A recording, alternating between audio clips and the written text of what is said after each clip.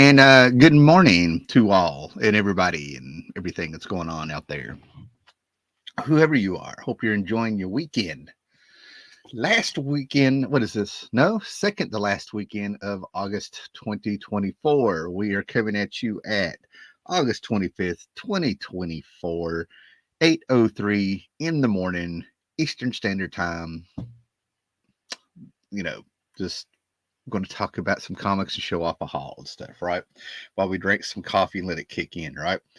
So I had been up since 5 this morning for absolutely no reason, and you almost got a live show like this, right?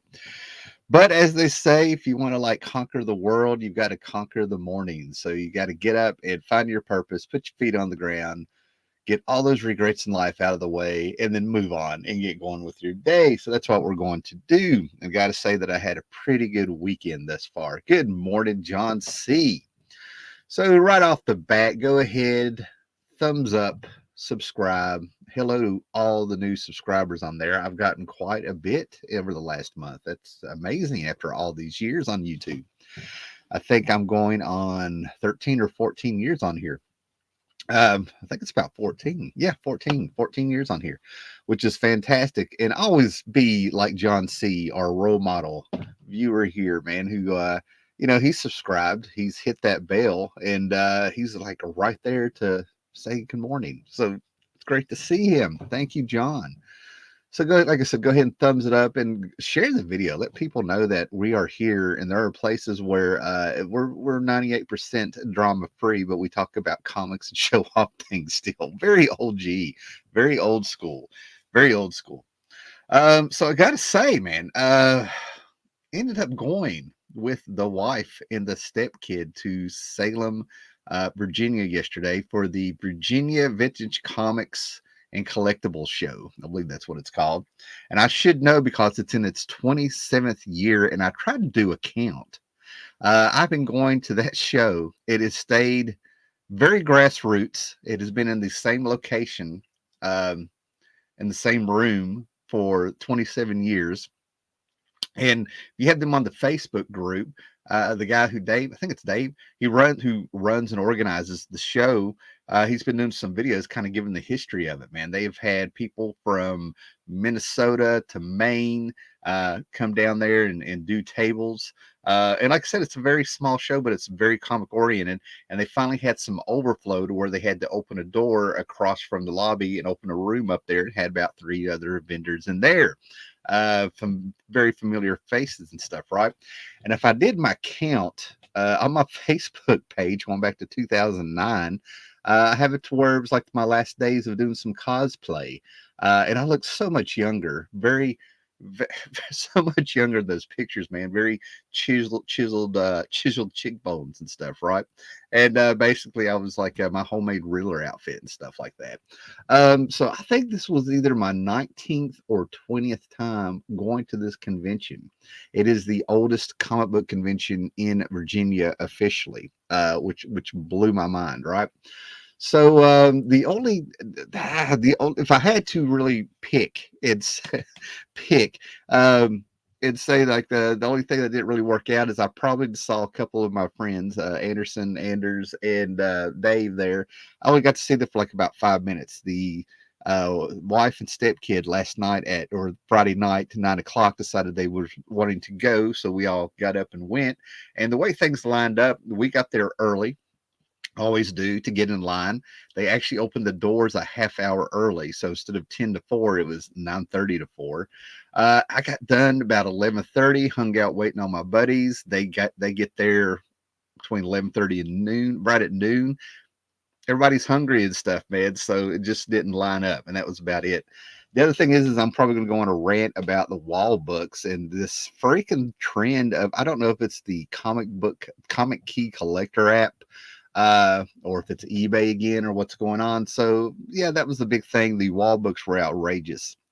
My budget, for this stuff, I loosely keep a budget just out of habit.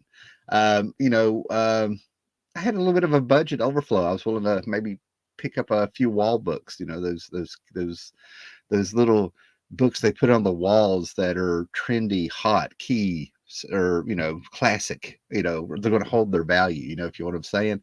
And I do have to say, despite the fact of a lot of great deals, a lot of dollar boxes, 50-cent boxes. Found out there was quarter boxes that I missed. People making great deals and stuff. I thought some of the wall books were outrageous. But hey, man, let's face it. I'm going to talk a bit more about it and stuff. But tell you what, man, you do these shows, and if you're setting up a table and you're paying for it and stuff, you are there to make money at the end of the day. So it's not a finger pointing thing. It's just I ran about that a little bit, right? So in the meantime, like I said, my total for new books or pre-ordering this month only came to $8. So I did pretty good. Had some money left over, and then we traveled into downtown Roanoke, and I found a great shop I'll talk about also and stuff. Right, a little storytelling there, and yeah, it's going to be a little bit of a little bit of let's put it this way, you more seasoned guys are going to get to go what I'm talking about, right? Yeah, John C., 27 years for the Virginia. You figured I would know the name by heart. The Virginia Vintage Comics and Collectibles Show, right? So, like I said, it's a very literal, name for a con, but after 27 years, where it's the oldest one in Virginia, that's just how things were. It told you exactly what you needed to know for what it is, right? And like I said, I enjoyed the con. Like I said, it's relatively small, but it's very grassroots. And like I said, there's great deals there, fantastic deals there. It's great to see some familiar faces. So grab a cup of coffee. I want to turn. We have he should be here. We'll get him to enter the studio. We're going to have. Oh man, why is he not in here? Let me try this. Enter studio. There we go. Anyway, we're going to have Comic Cam. Hey, Scott. Scott Connor, I missed you there. I got there about 12:30 or so and got a good haul. Yeah, missed us by about 35 minutes, I think, right? Yeah, like I said, everybody had to get fed. Get this wire out of the way, get the charger out of the way. Yeah, it just, it didn't work out to where I could have stayed longer. But like I said, it wasn't horrible. I just hate that I missed, like you, if I knew you were going to be there too. That would have just added to the little bit of the frustration part of it. Comic Cam's acting funny today. Let me see if I can get Comic Cam to straighten up. There we go. Anyway, so I hope you got a good haul, and maybe you'll put some pictures on Instagram or the collectors forum and stuff there, right? And if you remember how many years you've been going to that thing or how many put it up there, but I think I'm at 19. I think I went once or twice in the 90s, and I know there's a little bit of a gap in the early 2000s. But yeah, after that, I shouldn't have missed too many at all. I think I've been to at least 20 of them, so counting this year. Hey, did I miss you, man? Oh, all right. So get some coffee. Yeah, I put some stuff in my coffee that's supposed to be healthy, man. And it's a little bit, it didn't actually mix a little bit. I got little pockets of protein powder and stuff in there. Anyway. So, you know what? I don't like that. Y'all don't need to see my smiling face. Let's switch it up a little bit. There we go. All right, let's get into the comics here. Yeah, Scott has been going at least 20 years or more, man. And if anybody else pops up here, man, and stuff, let me know if you went and stuff, right? Apparently there's a Blue Ridge. I forgot that I was a part of it. I used to put my videos on there whenever I would make them, which I need to get back to. And actually, I think I want to do, I think I'm going to go ahead and make a video of just all the books I've gotten this month, the Gmart haul of the newer stuff in the last few months, quicker videos, kind of get back to that, slow down, talk about the comics a little bit, because I enjoy these shows where we all get together on the Sunday mornings before we get on with our day. So this is a mix of dollar books and 50-cent books from two different vendors. So if they don't have a little round sticker on them, I am going to say they were a buck, but I know this was 50 cents, right? So when I grabbed this, I thought there was a 10-issue series of Dark Horse, from Dark Horse, Paul Chadwick's Concrete that I sort of finally have started to get into and stuff, right? So when it comes to like 80s alternative books, it's so wild because I feel like the start of Dark Horse and some of the stuff that they came out with, it has such an 80s feel for me. It's very nostalgic, despite the fact that I only had access to spinner racks and couldn't get to comic book shops. And back then, whenever I see these or I see the ads for them or whatever was going on in like comic scene, whatever mags I could get, or you would see somebody walk into. Am I muted? I don't think I'm muted, am I? Can you guys hear me? Yeah, I guess so. Nobody said you can't hear me. It's showing that I am muted, which is wild. So, anyway, nope, I'm good to go. Comic Crack is here. Scott is here. But anyway, great. Okay, I'll move forward. Thank you. I almost want to take a screenshot to show you that it's saying I'm muted. But anyway, so Concrete here. I thought this was Concrete number 2, man. This is the Dark Horse makes me feel very nostalgic for the late 80s of all things. You would think it was the music or something, right? So anyway, I grabbed this. It was 50 cents. I met a very nice man while we were standing in line, and he was like a completist, and he was just real excited to be there. Told me about his work. Ran up to me a few times, man. He made 3 or 4 runs back to his car that he bought so many books and with great deals and stuff. That I went through a box and somehow I'd missed it. I was keeping an eye out for Conan for him. He was really trying to find some Conan, at least with what we were talking about. And I saw Concrete. So I was like, hey, I might need that. I can't believe I missed that in the box. Very nicely. Gave it to me. No big deal. Get home. Turns out it is Dark Horse Presents number 2, which is fantastic. If I remember right, Concrete's first appearance is number 1. And, I've accumulated quite a bit of these over the years, and it was in chunks for stories and stuff like that. I have all the Sin City books that kind of, it's an anthology series. If you don't know, you usually get 3 or 4 serialized stories in these. Concrete was almost, it felt like to me like a figurehead for Dark Horse when they came out. I don't know if he was or not, but the Mask was the first appearance. I found that in a dollar bin over the last few years and stuff. This is the place where John Byrne's Next Man debuted. I used to think Sin City debuted, and I found out there was a Dark Horse Presents 5th anniversary book, Dark Horse 5th anniversary book I was able to pick up at Heroes Con a few years ago and stuff, right? A lot of great stuff. Mike Allred, Madman, Aliens, Predator, all this stuff in this anthology series, right? So this was a very cool book, and to find a number 2 for 50 cents, that's very cool, man. Very cool. And Concrete, I kind of wished I read it at the time. I'm a little underwhelmed by it, but I can tell that if I grab a stack of books from like 1988 and then I read those and picked up, getting the mindset of that year, comic book wise, with what was coming out, and then pick this up, yeah, I would have been totally blown away with the storytelling. Good stuff there, right? Okay, so this is just for me. I don't know, you guys know that when it comes to almost any genre, I'm very specific on what I like sometimes, right? And everything like that. But what's great about this is, as you can see, I think it was in 1998-ish, with all the indie books of the time, the creator owned thing that was going on with thanks to Image. Everybody was trying to work out deals and stuff with creators to have like their little line over here and of comics over here where they work with the creators and let them keep what they have and everything like that. And one of the things that DC tried out of many things that all the comic book companies tried was Helix, right? And some of those deals with creators owning their stuff was still there. Epic Comics and is an example of that stuff, right? So don't get me wrong.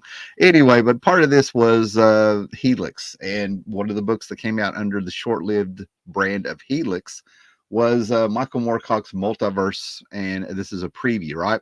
Right now, Titan Comics are putting the Michael Moorcock Eric books, Eternal Champion books, if you will, out in hardback, which they're fantastic. But this was a 12-issue maxi series that was coming out. Walt Simonson obviously doing the artwork, and man, I started trying to read Elric when I was 5 years old. I thought it was a pirate story, and sort of the way I processed it and stuff like that, I get a kick out of it. But that has been remedied over the years. But anyway, this is the preview book that came out, and I'll pick up anything like that. Yes, this is a character where it is more or less a rose that has grown into a woman. But there's a whole thing here, right? But anyway, but what's great about this is that Elric, to me, Moorcock may have actually. I think I used to know this. Moorcock may have been the guy who actually brought the concept of a multiverse into his books before DC and stuff did, right? With the Eternal Champion stuff. Could be wrong. But anyway, what's great is that it doesn't matter if Michael Moorcock writes a novel. It doesn't matter if he writes a short story in a magazine. It doesn't matter if he brings in the Eternal Champion concept into comics, which he has.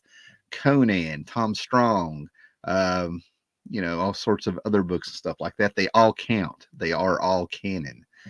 So this is exploring the multiverse, and what is great about it is in this series, Moorcock went full Kurt Vonnegut and Agatha Christie and stuck himself in the story, so which was fantastic. Now this is a book I'm going to get all of these. I hate that I missed these, right? And I almost wonder if they were on the newsstand. I don't know, but you need to look up who Del Close is, right? Del Close, celebrated guy, right? Outside of comics and everything like that. John Ostrander, I get it. You got David Lloyd, William Mr. Lowe's, Dom Simpson. Anyway, this team came out, and this book is creepy. It is eerie. It is funny. It is kind of dark and light at the same time. I keep getting the same issues. But like I said, you get a couple of stories in here from each of them. And what is fantastic is, as you can see, this is number 5. And I don't think many of these came out. I can't remember if it was 12. I can't remember if it was 19. I look at this stuff, right? But you look at these two. This says number 6, and this says number 5. And I've already got this one, this issue here, right? And I'm glad I found another one because the tape actually hit it and took off a little black off there. But there are mistakes with this one book, right? So as you can see, you look at the cover. It says number 6. You open it up. This is actually issue number 5, right? They put the wrong cover on the book when it came out, right? So this is issue number 5. This is the corrected version, right? Like I said, I really wish I was picking this series up when it came out and stuff, right? So this is the actual number 5, right? So as you can see, it says number 5. And, so as you can see, we get war stories and horror stories. Stuff is very cool. These stories work out very well. And like I said, 3 or 4 stories in each one. It has like an underground book feel at times. It has like a Twilight Zone feel at times, just, depending on the stories. And then we have one here that goes very meta. I've already talked about this story. Let me get to it here. But we have Del Rey and John Ostrander putting themselves in the book, and they're doing everything, right? They decided to have a crossover. So they have Swamp Thing come in, and he literally crosses over their desk and walks out, and we get a Deus Ex Machine because he picks up one of his tubers and stuff, right? But I actually love this story because they're like talking about the editor saying that he needs a story, maybe do a crossover. They're taking everything literal and they're showing behind the scenes, and they're just having a little good time here. And it's very meta with what they're doing, right? This is one of the times where I may just have to do a video where I do the entire story. But yeah, that's become one of my favorite reads there. So yeah, Wasteland number 5. If you can get a hold of that one to check it out, I recommend it, especially that little Del Rey, John Ostrander story. And then, as you can see here, what I have here is a little Kamiko, right? I won't say his last name, but I ran into my boy Curtis. We go kind of way back to high school. He was older, a few years, and there was a couple times in the early 2000s and stuff. He graciously invited me to go with a bunch of people, Rod and everything like that, to Heroes Con. That was my early 2000s crew. We also hung out in 1994 when we had a comic book shop that opened in a Claypool Hill Mall. That was the whole thing. But anyway, I've spoken about it over the years and stuff, right? But he thanked me for saying Kamiko the correct way.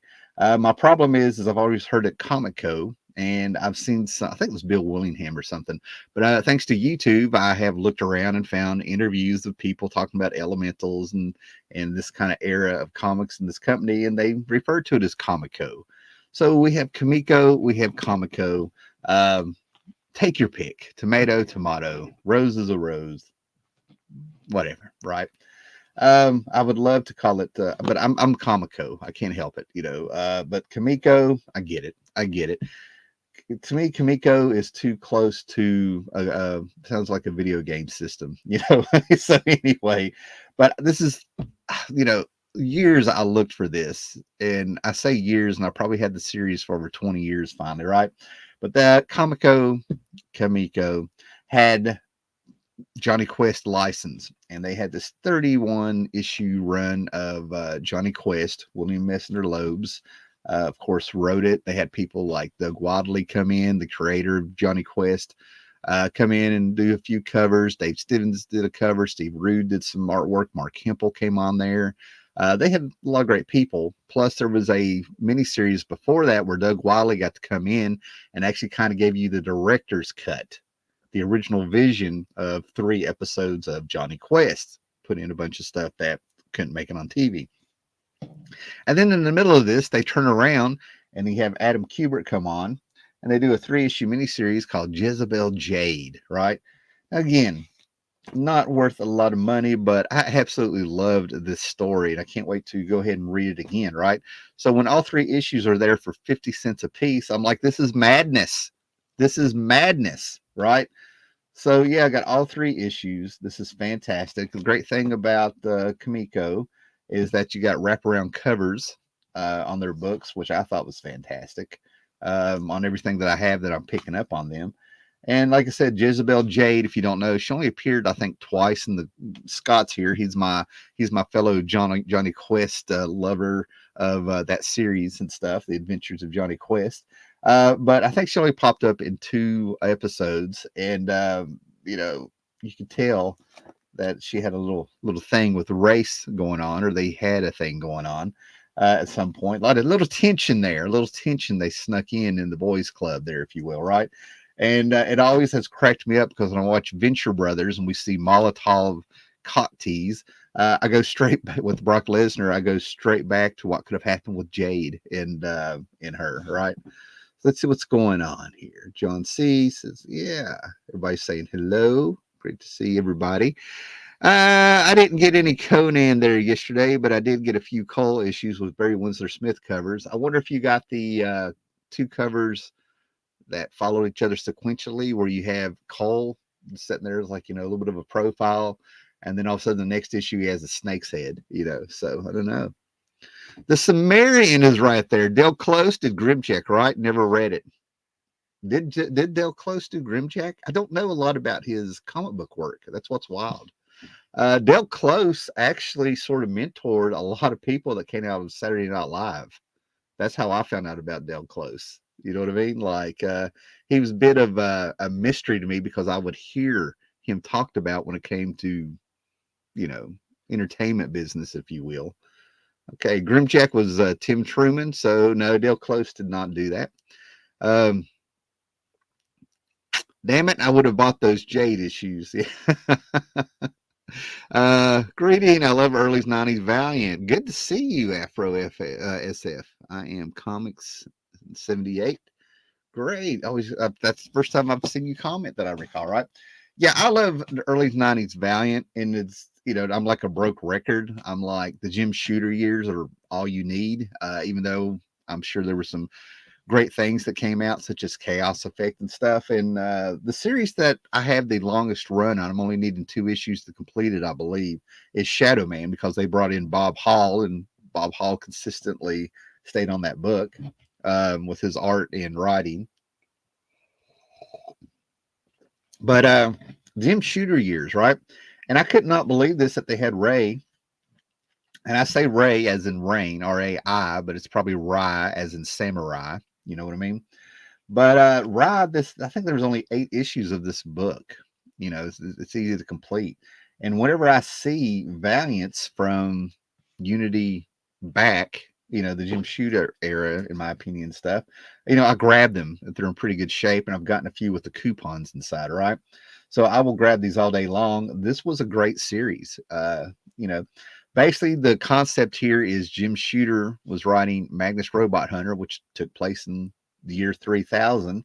And we saw North Am. They pretty much took the continents, the countries, and renamed them and unified them. So America, Canada was North Am, as in like North America. And then he decided to say, wonder what's going on the other side of the world. So we got to see Japan. And Japan had done a lot of things to their island with technology and things like that. So before Bloodsport, you had Rai, take your pick. Kimiko, Kamiko, Rai, Rain, Samurai, who knows, right? So anyway, but 50 cents a piece. Yes, I'm going to grab those all day long. And for you guys that don't know about Unity, Unity was one of the greatest crossovers ever because it's handled in real time, if you will, kind of took its time there. And basically how they put in there during the 2-month event, maybe, if I remember right, I was actually working in a comic book shop. I know I was working there when Archer and Armstrong #0 came out, and then the next month Unity started. But anyway, with this, there was a month where Frank Miller did all the covers to all the Valiant books that were chapters of Unity. The next month it was Walt Simonson doing this fantastic thing, right? So anyway, just a great series for 50 cents. Not going to blow anybody away. I did my count. So my goal, more or less, over the years, and I'm in the middle of reading Going Home again. I've been, over the last few years, I've been making my way through all 300 issues of Cerebus again. Really got to get that high society trade. I really need to, do that. I read it online somehow. But anyway, this is the Jaka story number 134. I think this is the chapter I was missing, right? So my goal to get from issue 25 all the way to 300. I think I'm down to like 68 books that I'm needing, I think. Really need to redo the count and stuff, right? And this is how I've been getting them: 50-cent boxes, dollar boxes and stuff. Really haven't been killing myself.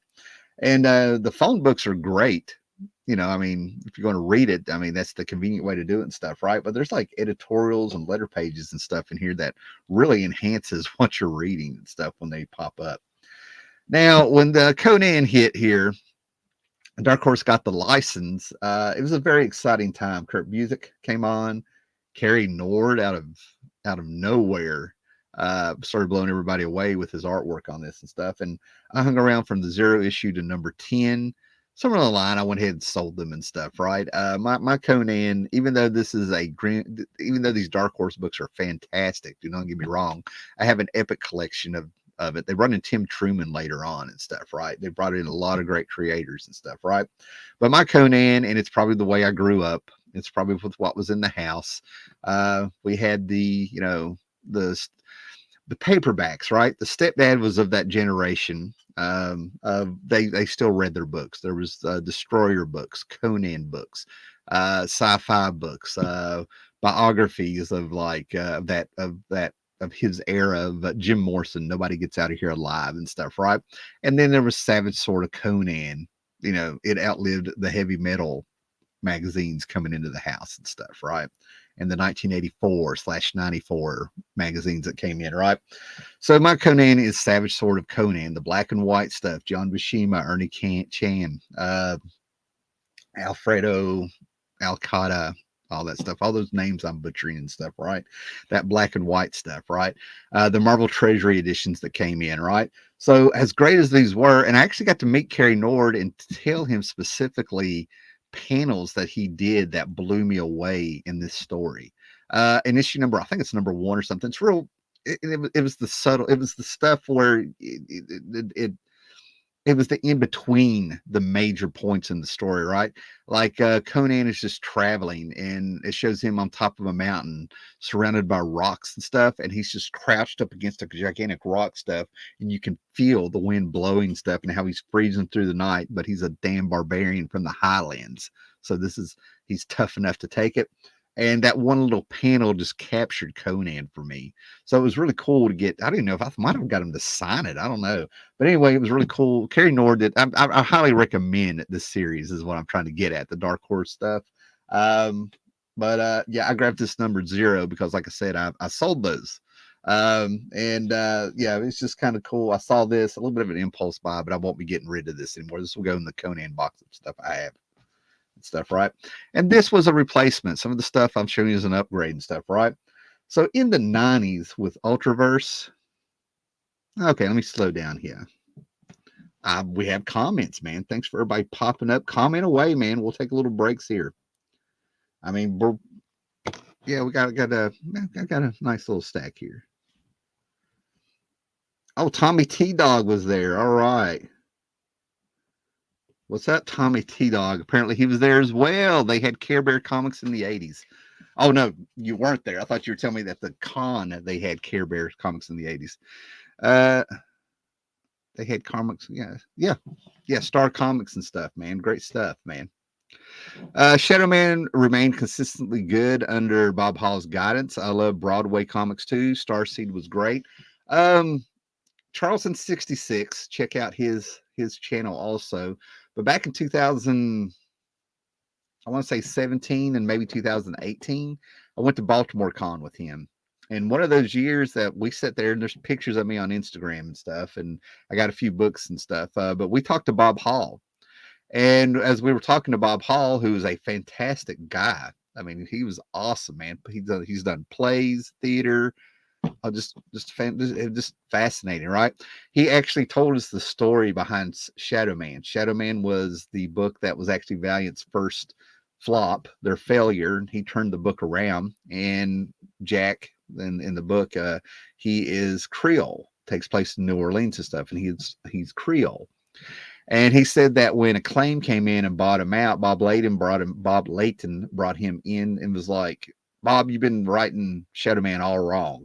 And what it was is they were getting into DEI stuff for video games and stuff, right? So he couldn't be Creole. They told him he was supposed to be black the whole time.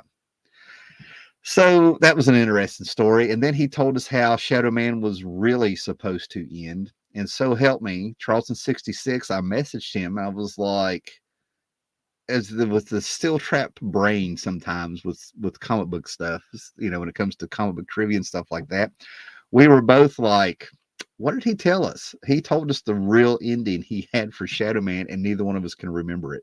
So let's hope one day it just pops up in my head. Hey, Comic Crack just looked up Dale Close, co-wrote Mudden's Bar, and that appeared in Grimjack. There we go. So Dale, this is why I love doing this. I love when we all get together and talk comics. You know what I mean? We get a question. So the question was asked, did Dale Close work on Grimjack? Scott Connor popped in, gave us Tim Truman, who created with John Ostrander. And it turns out that Dale Close did the backup features, if I remember right, in Grimjack, right? Okay. I picked up Grimjack, the Sumerian, Grimjack number 3, and Dale Close did a backup with Ostrander in that issue. Guess that's why I remembered him in that book. There we go. That explains it. But Wasteland, DC's Wasteland. I'm going to be finding the issues. I'm going to get that series. It's a fun read. Okay, a compilation of, here we go. We're going into Grimback stuff. The Rune Surfer books looks cool. There we go, Victor Shea. How are you doing? I'm going to talk about this for a minute. Tommy T Dog. Oh, okay. You're a girl. Okay, great. Welcome. I will adjust, referencing. Yeah. Wish I would have went yesterday. It was just a good time. It wasn't a big thing. So what happened is that before Marvel ended up buying an Ultraverse, or maybe as a result of them getting ready to buy the Malibu Comics, specifically, Malibu Comics is the company that was putting out Ultraverse. For you guys that weren't there, Malibu was the publishing company. Oh man, they used to have another name in the 80s. I'm pretty sure. Anyway, we'll stick to the 90s, right? Malibu was the place where the Image Boys did the revolution, and Malibu was the people putting them out, right? They were publishing them. They went out off on their own. And Malibu was putting out other stuff, of course. I remember, I think it was Rust, and then they came out with those, oh my God, Man of War books and the Protectors, those public domain books and stuff like that. They had a little bit going on. And then all of a sudden, the writers came together, Englehart and James Robinson. And I don't want to mention one name because that guy went down in disgrace. He's one of the few people that I'm just sort of like, I just got to shake my head. But anyway, they brought in a bunch of writers, and you had the Ultraverse, and they sort of, it was basically writers doing sort of their image thing, and where they actually are able to write. There was some great stuff that came out of there, and one of them that came out of there with Chris Ulm was Barry Windsor Smith coming out with Rune, right? Now, for you guys that know who Barry Windsor Smith was, you know that in 1970, he was the guy that did the first 20 some issues of Conan. And just that's where he got his fan base, as far as I'm concerned, right? And all of a sudden, when he's doing this crossover and stuff, right, there was a book that came out where it was Rune meets Conan. So I grabbed all of these books because I was like, oh, now these are going to be collectible. Barry Windsor Smith back on Conan, and basically, no, beautiful book, beautifully colored, great story. I loved it, but it never popped. And out of that, what we got out of here was, I think this, we got Marvel putting out their stuff and a few other crossovers and stuff, but we ended up having Rune Silver Surfer with this Barry Windsor Smith cover. And when I got into my books a few months ago, look at my Barry Windsor Smith stuff, I found out the one that I'd covered for years, somewhere along the line, I had a great big huge, it's like the book got dropped. I'm thinking the box probably got dropped. My comic book box probably got dropped or roughed around or slid around while I was driving or something in the back of a U-Haul over the many, many, many moves I've done over the years. You know what I'm saying? So this is basically just an upgrade. And I honestly, oh, snuck in another Valiant there, right? So yeah, I'm just going to see if Barry Windsor Smith is in this because I think this might have a flip cover. Yeah, it does. So here's the John Mishima flip cover. So this is the one that I think Marvel put out in all their crossovers. Malibu put one or two out, and they also did it. 48 pages. Yeah, there's no Thor. This is probably part of a storyline they had going on. So Rune is in the Marvel universe is what's going on here. It's been years and stuff, right? And then the flip book, we do have John Buscema art, right? John Buscema on, you have Kirby and you have John Buscema's Silver Surfer. I'm buying either one of those. You know what I mean? Either one of those. A lot of great people have done great things with Silver Surfer. Let's take a tip of the hat to Ron Lim, who drew a great Galactus. But there's just something about Buscema's and Kirby's to me that there's pain. Somehow they get that there's like more dramatic poses and pain and things like that in the surfers' movements. So for you, I'm not a Bloodshot fan. I wasn't a Bloodshot fan when it came out. This was just a different feel with what was going on with Valiant at the time. Jim Shooter was gone, right? But again, it's not hate. You know what I mean? It wasn't a hate thing. It's just move on. And I think around this time, I don't know, I went in the military in 94. I don't know. Anyway, and guys, I drank a lot in the 80s and 90s. So, it's amazing I remember anything some days. But anyway, this cover, this was 50 cents. And I have the first Bloodshot. I had the first appearance of Bloodshot, the classic Bloodshot Zero, which was just fantastic. That's one of my favorite Valiant comics, period. And Bloodshot was taking off. And this is number 2. And Exo Man of War is a fantastic book during that Shooter era and probably afterwards. Don't get me wrong. But guys, just since we're all here and we had the Del Close situation on Grimjack, we put a cap on that. We found out what he worked on. Is this an homage cover to another book? This cover looks very familiar to me. But anyway, it's a number 2. I already have number 1, first appearance. I don't know if I have Bloodshot number 0. Who knows, right? But I have the Bloodshot issues, several of them. It has the first appearance of Ninjak. And like I said, this was Ninjak, Bloodshot, Secret Warriors. anything, pretty much my cutoff date is anything that came out after Bloodshot #0 came out that I was sort of like, yeah, this isn't my Valiant, right? And like I said, it was just moving on to other books. I was already collecting other books. It wasn't like it is now where you're like, fuck this company. No, no, no, So, it was just moving on. It was a sad time. You knew when you were more pissed about finding out that Jim Shooter, how he got pushed out than you were at the books. Does that make sense? At the creators and stuff, right? But this book, I swear, this #2, maybe I just need, I don't know. It looks very familiar to me. I don't know. Now, this one here, this is Deathmate. And I've talked many times about, I'm going to tell you why I bought this book. It's a funny reason, right? But I'm one of the first people that actually like Deathmate. And I will say that Rob Liefeld's Deathmate Red is, of course, a big piece of garbage, out of everything on there. But Image and Valiant were smoking hot. And they did this crossover where their universes merged, right? Because Void from Wildcats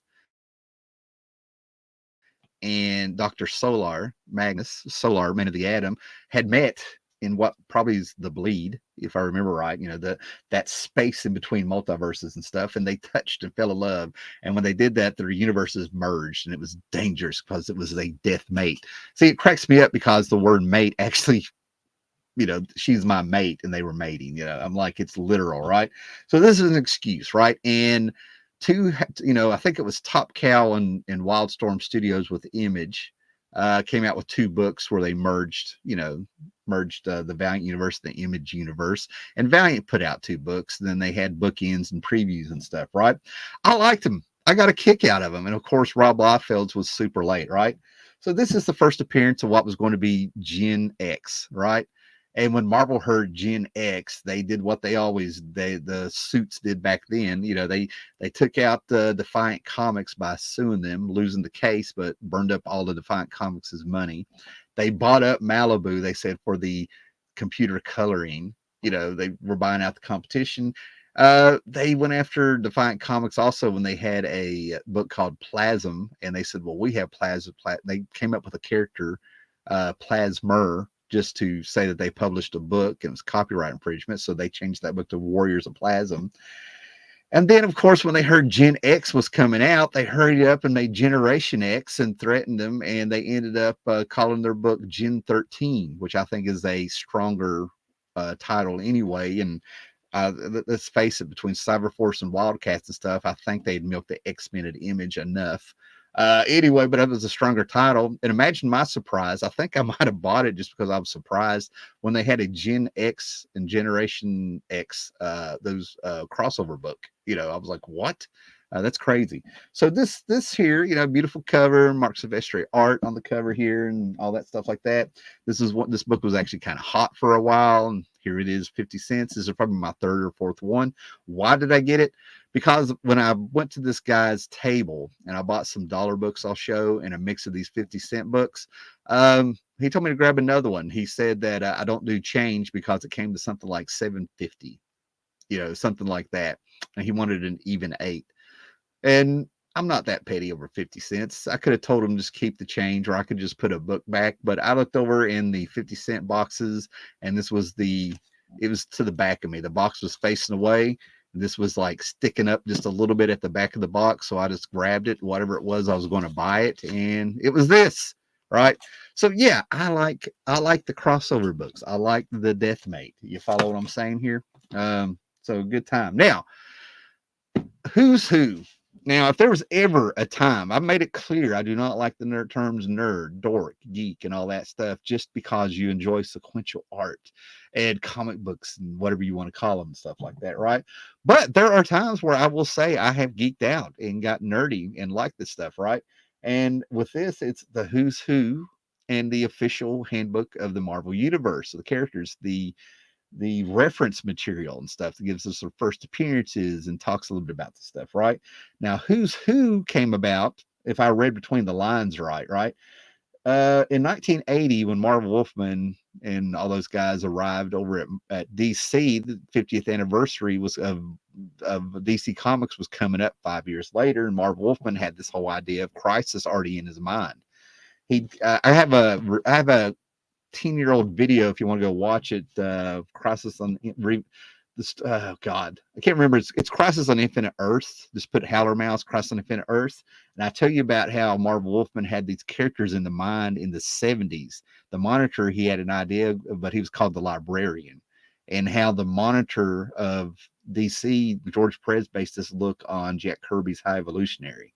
I mean, I get deep into the backgrounds of where this stuff came from before the book even came out. I never did a part two. It was exhausting.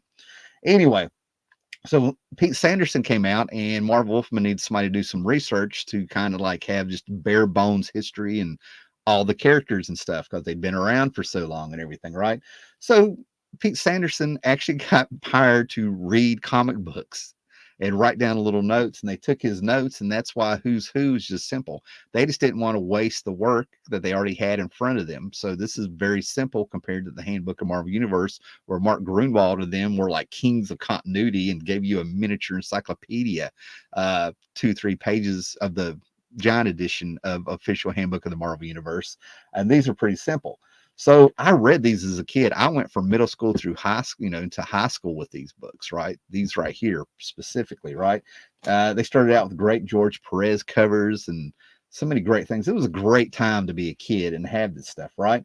So why did I specifically get these two issues, right? I have two sets, right? I bought a set that is very good shape a couple months ago. I got it for $1 a piece. I still need the teas. I need one volume to complete that set. But I also have my originals, which are beat the fuck up, and I have little pencil marks in them where I checked off or whatever I was doing. I studied those books and read those books over and over, and it's calming reading for me. If I'm just at a point where I don't know what I want to read and there's nothing on TV, I keep the stack upstairs in a little shelf down below beside the couch and stuff, right? So, and like I said, I got a whole box of the Official Handbook of the Marvel Universe and stuff, right? I think they're great reading. You get your trivia and stuff, right? But for these, we have the C's. This is volume 4. Captain Marvel, the wraparound cover and everything like that. Well, I have this one because Dave Stevens, who apparently is hot. That is what I've noticed over the last, I want to say this year. I don't know if it's where people saw the documentary on Dave Stevens. I don't know what's happened, but I think if you've been on YouTube and probably looking at back issues, bins, or people's walls at conventions and stuff, Dave Stevens is super hot. I'm so glad that I've got my books and covers of his stuff, Mr. Rocketeer and stuff, right? His stuff is going crazy right now, right? So knowing what I know, and I know I'm not the only one, but Dave Stevens was really cool because in these books, when it came time to draw the character, they had a little bit of a sense of humor, right? When it came time to draw the Turtle Man, the Silver Age villain of the Flash, they brought in Peter Laird from the Teenage Mutant Ninja Turtles to draw Turtle Man, right? So what do they do with this one? In this issue, Dave Stevens draws Catwoman, right, in his style. And then in issue 7 here, he draws Dolphin in here, right? And I could specifically say with the way that he drew those women, especially with Dolphin, and you get some wet t-shirt sort of outline of a nipple thing, when you're 12 years old, that does pop out of your head. That's not a perverted thing. It's just that it was so different from what you saw in comics. You can go through these and see what I'm talking about. That he stuck out and he drew a woman. You saw a female figure and you totally got he uses models. That's what I'm getting at, guys. And of course, Dave Stevens is, draws beautiful women, Betty Page, pinup girl thing, everything like that. So I picked these two up. I don't know if they were $1.50 because the way Dave Stevens stuff's going crazy right now, I'm like, well, who knows? Who knows, right? Now I got this, right? And actually, this may have been like I hate even talking about the channel, man. I think I've stated what I thought about what Ed Piskor did at the end there. How, I'm not real happy with that, right?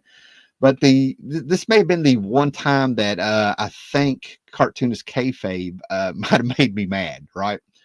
But during the Fall of the Mutants, when this came out, how old was I? 1988. I was 15, right? And I still have the original book and stuff, right? But this particular issue of Daredevil, the Man Without Fear, number 252, blew me away when I was a kid. right? This is one of the books, those books where I read and read and read, and I kept that on the nightstand. I have my original beat up copy. I probably replaced it. I hate that it's not a newsstand.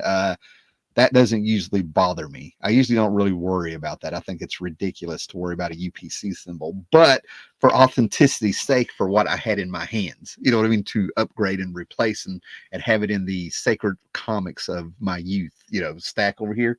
But basically, war, real quick, they just dive into it. I mean, Andesita did this great thing of real quick during Fall of the Mutants. You had Apocalypse and the Four Horsemen with his Four Horsemen, and he used his Four Horsemen to have Hell's Kitchen, if not all of New York, I can't remember, think that there had been a nuclear war, and this is it. And all of a sudden, man, we go full blown Mad Max Escape from New York in this, right?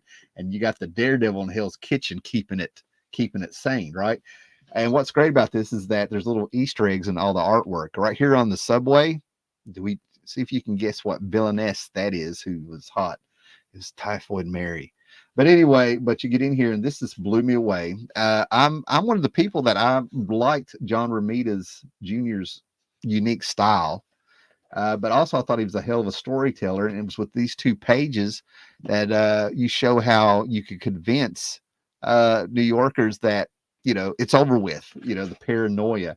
Now you got to remember in the 80s, we lived with the whole idea that there will be a nuclear war. This panel here, I drew and redrew and drew and redrew. For some reason, this panel here with the lighting and the shadow really caught my eye, and I drew and redrew that in school by memory and stuff, right? When I would get to doodling.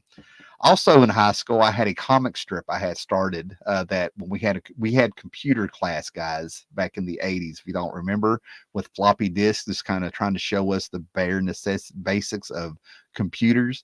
But I would show everybody in the class, I would entertain everybody because I would do a comic strip based on Guns N' Roses called Pistols and Pansies. Okay, it was funny.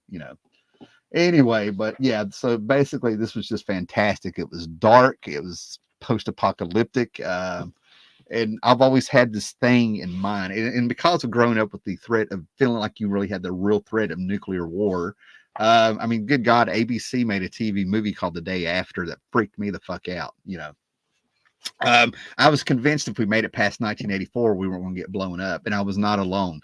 This sounds crazy to younger people and stuff, but you had to be there. It was real. But anyway, I forgot what I was saying. But anyway, this book right here was just fantastic. Anyway, growing up like that, you were always well aware that we were one bad day away from society actually breaking down. Where I'm not talking like insurrections and stuff. I'm just saying that the most civilized people will, when it comes to survival and needing things, will turn on you in a heartbeat. We got the caveman genes. We're a very selfish race when it comes to survival sometimes. Luckily, we have the brain for compassion and stuff to counter that sometimes, right?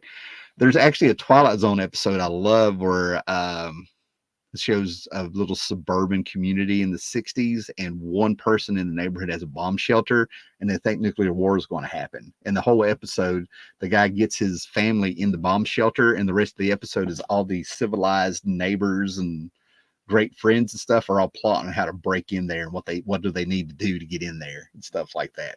And then all of a sudden it turns around and there's no nuclear war. They all have to face each other.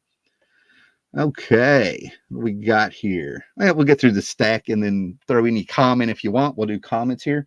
Marvel Age, right? Marvel Age was 35 cents. It was in comic book shops, and it was cool. It was just a preview issue, right? I have commented many times how it kind of blows me away how some of these are worth money because they're considered first appearances. And I'm of the mindset that okay, it's I wouldn't count it as a first appearance because it's not a comic, it's a trailer. It's like a trailer for a movie. If you're going to go to the store, if you're going to go to Walmart, if you still have an FYE or whatever, are you going to spend money to buy a DVD or a Blu-ray that's just the trailer? Or are you going to buy the movie, which includes the trailer? You follow me? But anyway, it is what it is. But the great thing about this is that they have original art by Fred Hembeck. They have interviews and stuff. So I get that part of it. There's a There's an issue with Jim Lee where he's done original art on the cover of X-Men, which, see, I get that artwork. Todd McFarlane doing a Spider-Man cover. I get that. I understand that. But you still have stuff in here that makes these very collectible. Like I said, it's nothing but previews of what's coming up. It says Marvel, coming attractions, and it gives you the date and samples of the artwork and stuff of what's coming on. And like I said, Fran Hambeck would do a strip in these, and then you would get trivia, editorials, little things you couldn't get elsewhere. Here's Mary Jane Paper Dolls. This was when Spider-Man was getting married, and you get to see some of the design work, what they were coming up with. They went with a mermaid dress. Yeah. I also know what a demi cut for a bra is, and believe it or not, I work with women where I've had to explain that to them. What that is. Anyway, but yeah, you get some good stuff in these back in the day. So I totally get it. Guides, everything like that. Recommended reading if you're onto something. So, because, we didn't have YouTube back then and apps and stuff to help you out. They would come up with a subject like Spider-Man and Gwen, and then they would tell you the books and what you should be paying for them if you want to complete that storyline or that character. Just great stuff, right? A little bit of history there. And then this fantastic Sienkiewicz back cover. Is that not great? Is that not great? So yeah, I've enjoyed my Marvel ages, right? And this is Hitman. Now, you guys have heard me talk about Starman. You have heard me talk about Commandy. All this stuff I think you need to read. A book based on Dial H from Hero from the early 2000s, I think, called Hero. I tell you, you need to get one issue of it. It's in my top 10 list from 2012. My favorite comic book reads and what you need to be reading stuff, right? And then Garth Ennis, Mr. Preacher, and all this stuff like that. But I also but this is another underrated series called Hitman, right? It ran 60 issues, an annual, and a 1 million issue, a 2-issue miniseries. I think there might have been another miniseries with Lobo. He had a Hitman meets the Justice League. I think Hitman, maybe it was a one-shot or something. Anyway, it's very finette. You can find it. And all I did was upgrade the last issue because it is a white cover, and I think mine had yellowed where I got it. I ended up having to get the last, 15 issues and back issues, over the years and stuff to complete it. But I absolutely love this story, this character in this story. It does take place in the DC universe. It does have a sense of humor. It does have darkness to it. And Garth Ennis, you got to remember, does not like superheroes. So this takes place in Gotham City. Hitman is a hitman. He and his buddy here are veterans of Desert Storm. And basically, there's aliens came down during the Bloodline annual event of 1994 or whatever the hell it was and stuff. It kind of flopped. He got bit by the alien and he got telepathy. And Tommy, his name is Tommy, he got telepathy and x-ray vision, but he hardly ever uses them. And he's a hired hitman, but he has a moral. He only goes after bad people once he's hired to go after them. In the meantime, he has caught the attention of some demons from hell, and they send out their demon Bader it's an ongoing plot line. They're going to try to take down Tommy for various reasons. And Garth Ennis tried to sneak a few things in there, like giving this demon Bader the rank of master, so he would be master at Bader. And DC said no. So there you go. That's the kind of sophomore humor you will find in this while we get a few shots at it. The second or third issue, the first storyline of this is that he was hired to break into Arkham and kill the Joker. Well, Tommy is like, oh, hell yeah, I'll kill the Joker. And Batman ends up coming to his defense. And it was great because when you had Batman meeting Hitman and they're nose to nose, he ends up, you can read the story, but he ends up throwing up on Batman's boots. Yeah, we'll just leave it there. Anyway, great series, right? And I was so happy to find this. All right. This is probably worth $1, but if you get on eBay and stuff like that, you're going to find this thing for up to $10. A couple months ago, I actually found one for $25. I'm like, are you kidding me? But anyway, through word of mouth, I don't know if it's, Jack Kirby's actual last book was through Topps Comics. I want to say The Secret Six. I hate that I'm even saying that because I haven't done my research, so don't take my word on it. But Jack, if you're into Jack Kirby and you want to know his last work, it was through Topps Comics when they were bringing stuff out. I don't know if it was Secret City. I don't know if it was, I don't know. Anyway, I can look it up, right? But due to word of mouth and online stuff, which, I'm always hesitant about, but this makes sense to me, right? This is a Jack Kirby cover on Action Comics when it went weekly, number 638. And I think this is 1989, guys. Yeah, 1989. It actually specifically says February 7th, 1989. So, yeah, December 88 to February, 89 is when this hit the stands of this weekly book. And that is a Jack Kirby cover. That may be the very last Jack Kirby DC printed work. I always thought it was DC Comics Presents that I have a few years before this, where it's Superman meets the Challengers of the Unknown. But no, apparently this is it. I'm a Kirby nut. We're Kirby guys around here. I started out this channel for years with my Kirby knife to do unboxing videos and stuff, and had Stan Lee calling, thinking he was going to get it and stuff. But anyway, it was a joke, guys. Running gags. There's actually people that believe that when I mentioned it before. Captain Strangelove on his channel, it's unconnected. We didn't cross over, but Stan Lee and I had this thing where it was a running gag where we would act like Stan Lee would call us. Let's put it that way. I'd have my phone set to ring. Anyway, it was fun times. So yeah, I've been looking for this. So amazingly, my mouth dropped when I found it, because I think, like, again, people are buying ridiculous stuff for ridiculous amounts right now. This is a simple upgrade during that Crisis on Infinite Earths era, right? I know Guy Gardner is going to, we're getting the James Gunn movies next year, and we're going to see Guy Gardner in film. And I actually hate the idea of going back to the sillier version of Guy Gardner. But this is when things were still being taken serious, and he was entering the scene again properly. Finally got his ring during Crisis. I went through some of my Crisis books and stuff, and I found out that one I had was water damaged. So real simple. But this is a great era. This is Green Lantern 196 from 1985. It was a cool era seeing Guy Gardner come in, and then all of a sudden they went full Mo Howard with him in Justice League. It is what it is, right? Then I think this was in the 50 Cent book, right? I absolutely love this anthology series, right? Clive Barker's Hellraiser. And what's wild to me is that this has Paris Cullen's Mr. Blue Beetle, Mr. Blue Devil, Mr. Forever People, Mr. New Gods of the 80s and stuff. And again, on my Instagram, if you see Baltimore Con, I've got some stuff signed for him. I got a picture with him, right? With Tom Palmer art doing horror stories, right?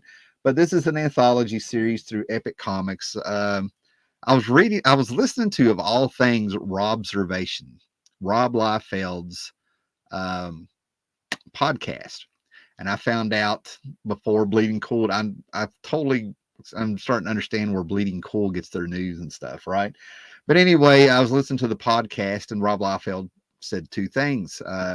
It's his last two podcasts. I might be getting them explained.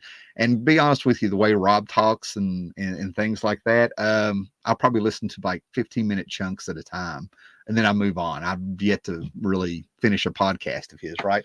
But he revealed that this Deadpool team-up book that's coming out, I think now, he's done with Marvel after this, and there's no animosity. It's just that he's in his 50s. He's picturing himself going to his 60s.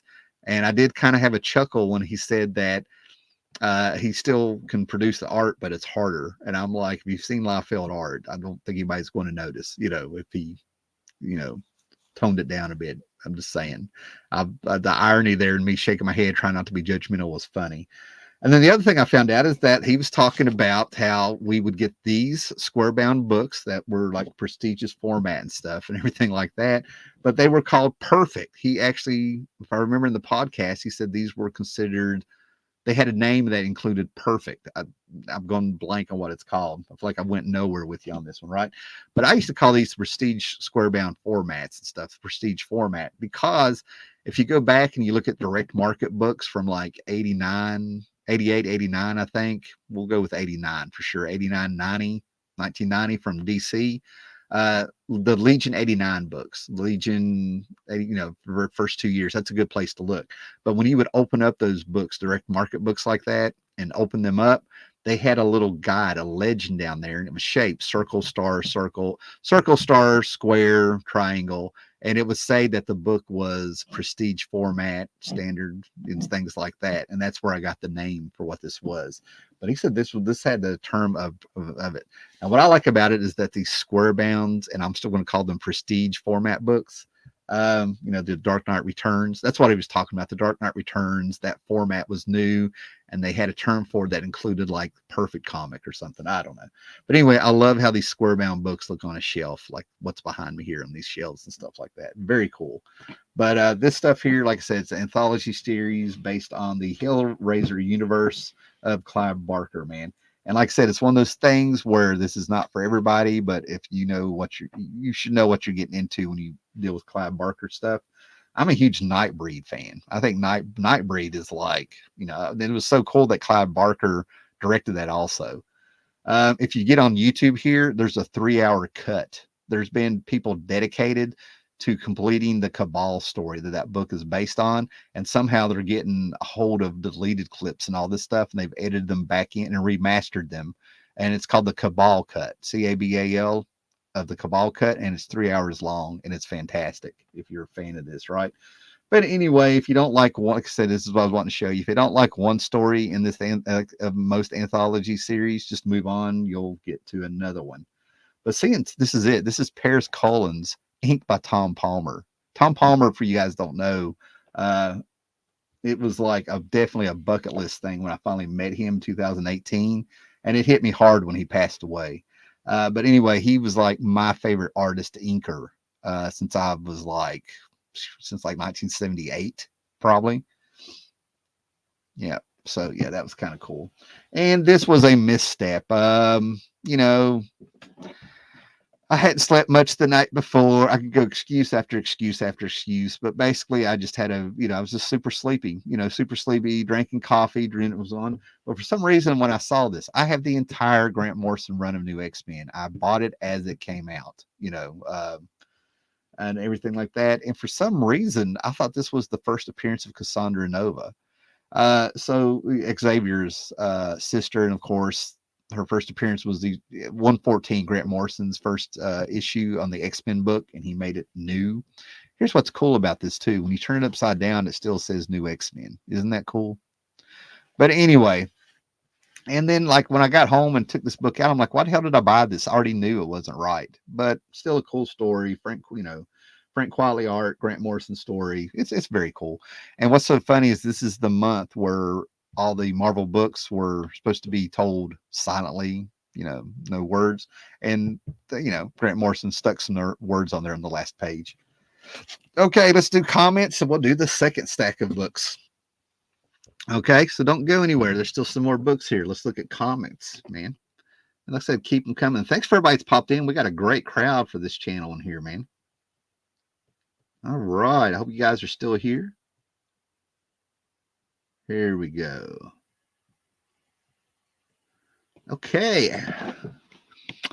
Black September was, there we go. Black September Ultraverse event with, because Marvel had stepped in. Black September, I think that was it. Black September was very entertaining. George Perez did great work on Ultra Force Avengers. Yeah, the Warren Ellis story of Ultra Force Avengers is one of my highly recommended books. It's fantastic. He sneaked cameos of Crimson Plague, Ash, and iBots from Techno Comics. Yep. I have the iBots and God, what else? The Ultraverse Avengers books. I have a complete run of the Ultra Force books, Volume 1, because of the George Perez art. Okay, there was a new dealer this year. Had a whole bunch of Warren magazines that are in pristine condition. I think they were $5 a piece. Is that the same dude? I think he actually started out. Somebody was there with a bunch of magazines for $5 a piece. They also had pro wrestling comics in the 90s, especially WCW. That stuff is popping. That's fantastic, man. My boyfriend is into comics too. All right, Tommy T Dog, that is awesome. Comic Book Day, or however you guys get your books, must be like a great day in wherever y'all are hanging out, man. That's fantastic. I think you mean Rise Zero other than Bloodshot Zero. Yes, that is exactly what I meant. Bloodshot Zero had a Casada cover, and yeah, it was, yeah. Thank you. Thank you. We are live. These things happen, man. Bloodshot Zero. Thank you. Thank you. I love Deathmate. Without Deathmate, we wouldn't have got Age of Apocalypse or Flashpoint. That's very astute. I wonder. Okay. That is definitely food for thought on my point. If Gen 13 came out today, speculators would go crazy over books that had advertisements for Gen X. Yeah, Sumerian, exactly. That's what I'm getting at, you know. And then you would have another group who would be out just to debunk them. They would find something that came out 2 or 3 months before that, a la Miles Morales, you know. So I really enjoyed Who's Who's as a kid. I would create characters from Who's Who and draw them. Yeah, man. I mean, those books were so much fun for me. I remember the day after, terrifying. That's right, Victor. Yes. Yeah, we get it all here. We get it all here on the Howler Mouse channel. Once we just got to get rolling. You know what I mean? You just got to get that train going, you know, and we can go anywhere. All right. We have a Spider-Man fan. All right. Tommy T Dog, Spider-Man. Boyfriend is in Spider-Man. Very cool. You know exactly what to get each other for Christmas, I bet. Comic Collector, good morning. Good morning. Is your contest still going on, big man? If you are, go ahead and plug it in the comments here, man, and I'll show it. Great stacks of books. The hunt for book 2, complete runs for personal love of the artist and writer while staying under $2 become my favorite aspect of modern collecting. Well, I'm going to show you something, Sumerian. I kind of broke my own rule of one book, but I was in a good mood. It was the end of the day. So, and that's pretty much how I got tons of my collection. These Hellraiser books I got, I'm real close to having like them complete 300 issues. And the only one I spent money on was $5 from number 1 at a flea market a couple years ago. And then the rest of them, under $1 or $1, you know, $1 and under over several years. What we got here? Just finished the 90s Eclipso run and all the Bloodline annuals, and it feels great. Super cheap. Yeah. Being a completist is the way to go with the prices of some of this underrated stuff, you know. Perfect Binding, Victor Shade. I wonder if that's it. I'd really hate to have to go back and, well, it wouldn't matter. I've only listened to about 15, 20 minutes of, we'll say 20 minutes being nice, of Robservations. I mean, it's a good podcast. If you want to listen to it, I'm not saying don't, you know, there's a lot of good information in there. It's just his pacing when he talks and stuff. It's a little much, you know what I mean? He talks very fast and puts a lot in there. So it's a personal thing, not I don't have Rob Liefeld hate, if that makes any sense. You know what I mean? I can have a good chuckle here and there, but never like anything personal. You know what I mean? But maybe Perfect Binding is what he's that would make sense. Yeah. Okay, man. So real quick here, if you go to Ollie's, they have different sets of these. I'll show you which one I got. I went against what I usually do. The Batman 66 Batmobile is my Batmobile. I had a huge collection of Batmobiles up until about 2015. Sold them to make room, or maybe I needed money, but I've kind of rebuilt them. My wife actually got me a metal model of that very Batmobile from the same company, probably. But if you go to Ollie's, these are $5 a piece. I think they were between $13 and $15 when they first came out. But a real simple little model. I went ahead and got the animated series. And it was probably because of YouTube last week, where I was talking about Batman, the animated series. And I was talking about the whatever video or live show I did, talking about the Cape Crusader show on Amazon, what I didn't like about it. Or maybe I did an Instagram post. Who knows? I stay real busy. You know? But anyway, I got this. This was very cool. I kind of wished I went with the Batman 66, but if they have any left, I'll get them. They were going pretty quick. A lot of people were leaving the new Batman stuff alone, which I thought he did a great job. The Twilight dude and the last Batman. Why am I going blank? Let's get more coffee, guys. All right. And then I found this 2-3 months ago and didn't really say anything about it, but you know, I'm real simple, man. When I was a kid, up until about 7th grade, I collected G.I. Joe. And we had that $5 allowance where it had to be split between comic books, candy, video games, Star Wars figures, G.I. Joe figures, and all that stuff like that. So when it comes to, as long as they aesthetically get it right, I had the 12-inch like Mego. I don't know. It wasn't Mego.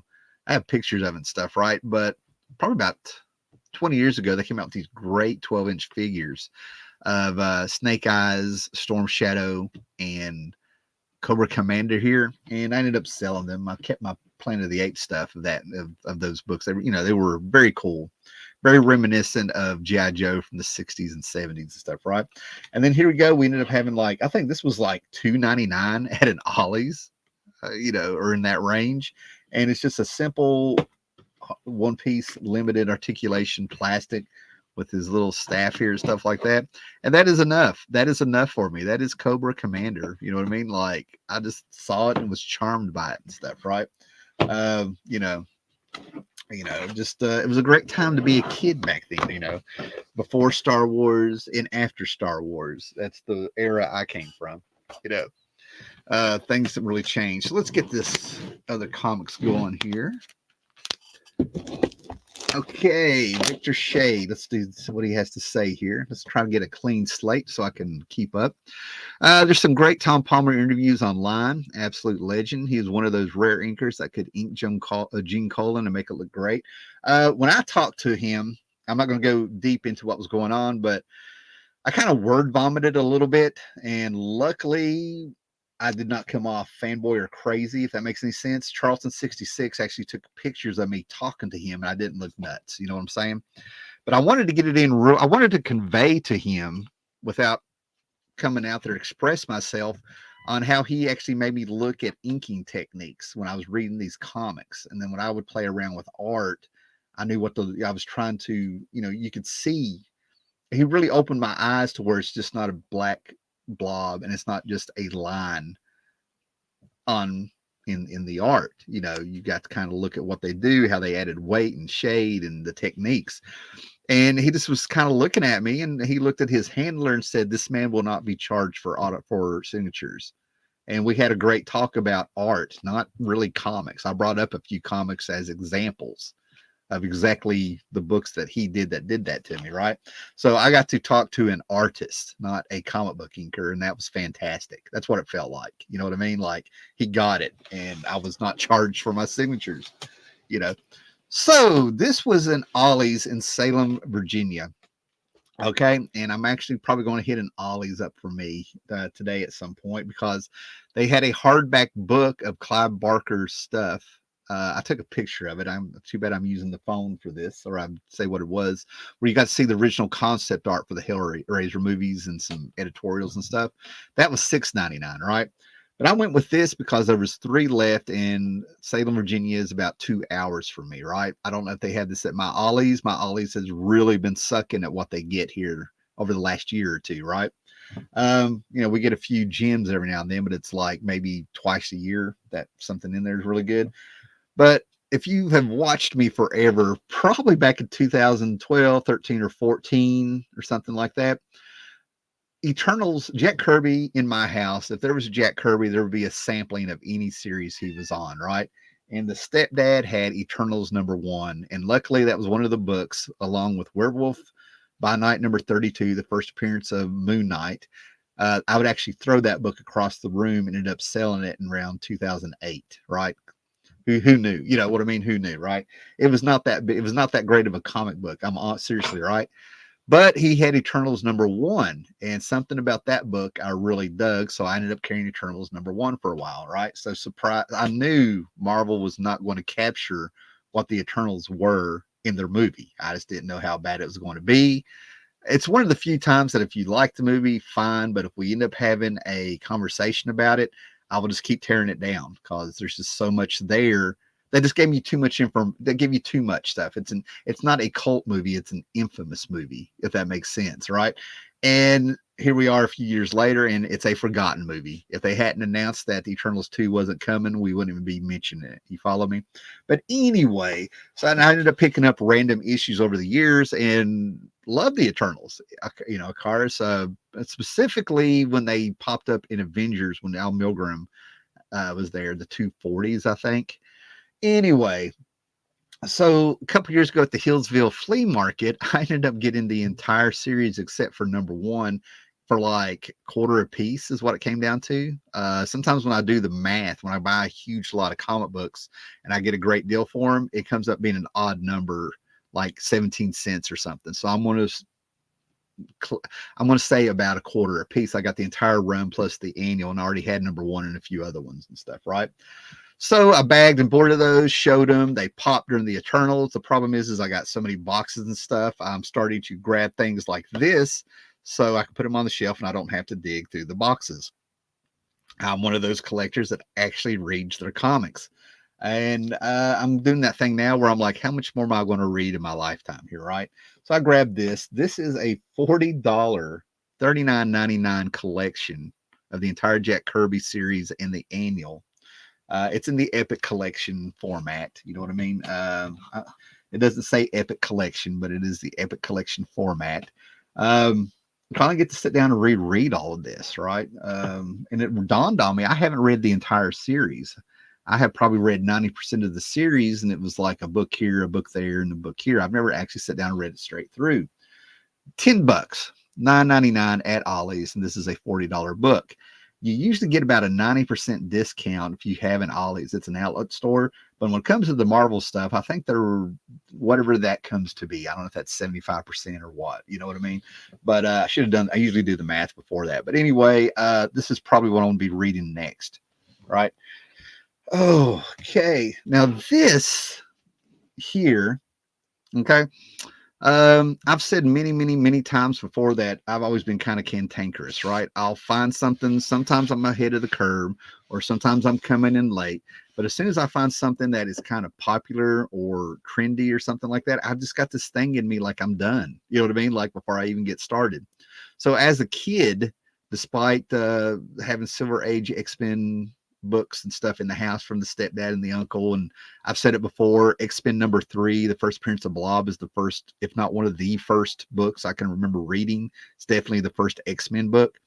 And then knowing about, as a kid, 7 years old, knowing about Dark Phoenix going on, and had my friend John, who passed away that summer from a heart attack while swimming. He was 16 and I was 7. He was a huge Neil Adams, John Byrne fan. He was a huge fan of the X-Men, and he explained and showed me the books of the Dark Phoenix and stuff like that. But at the same time, over at DC, the book was the new Teen Titans and stuff, right? And to this day, the Teen Titans are the exception right now. But my problem with these teen books is that they start out as teens, they stay teens, and the audience who read them as teens ends up growing up and leaving the book behind. So you got to keep bringing them in. Luckily, Marv Wolfman got around that, in my mind, if that was even something in his head, because he actually had them growing up. Anyway, finally the characters were slowly aging and growing up and hitting 18 and doing things and stuff, right? So anyway, this is from the new Teen Titans, and issues Black Star. This is Starfire's sister, Black Star, and basically I think it was issue 24 and 25 maybe, was part 1 of the story, part 2 of the story, and part 3 of the story is this annual number 1, right? The George Perez painted cover. This is the book that was going nose to nose with John Byrne and Chris Claremont's X-Men, and then even after Byrne went away, they were still going nose to nose. And this was the number 1 selling book at DC. Before that, as I said, I found out reading some of these amazing heroes and stuff that I've accumulated over the last few years, where they gave you the top 10 and the top 100 books. Warlord, Mike Grell's Warlord was the number 1 book. And then 1980, Teen Titans took over, right? So what am I showing this? Why am I talking about it so much? Because I have started a list. Upstairs, I have a list. I have cataloged my comics. I have shown these comics in past videos. They exist. They are here. And I'm having slowly finding out that I have comics that I don't know if it's where I'm shuffling around. I don't know if it's where I spent the last couple months converting stuff from long boxes to short boxes, but this is not in my Teen Titans box. I cannot find it. It's driving me nuts. So when I ran across, I specifically was looking for it. I'm not even going to play. I don't feel like digging through the boxes. I'm like, I'll just get another one. One of the few times I've been lazy and did that, because I will get obsessive. And if I start shuffling more boxes around and more books around unnecessarily like that, I'm probably going to misplace or, stick things in the wrong place. So yeah, I finally reached a point where I'm like, fuck it, I'm getting another one. I'm not going to look for it. Great stuff, by the way. It still is great stuff, right? Now I got this for $2, right? And actually, this is part of, you're going to see a key book. I don't know if it's going to impress you or not. I don't know. But it's another Titans book. And there's a story behind it, as they always do, right?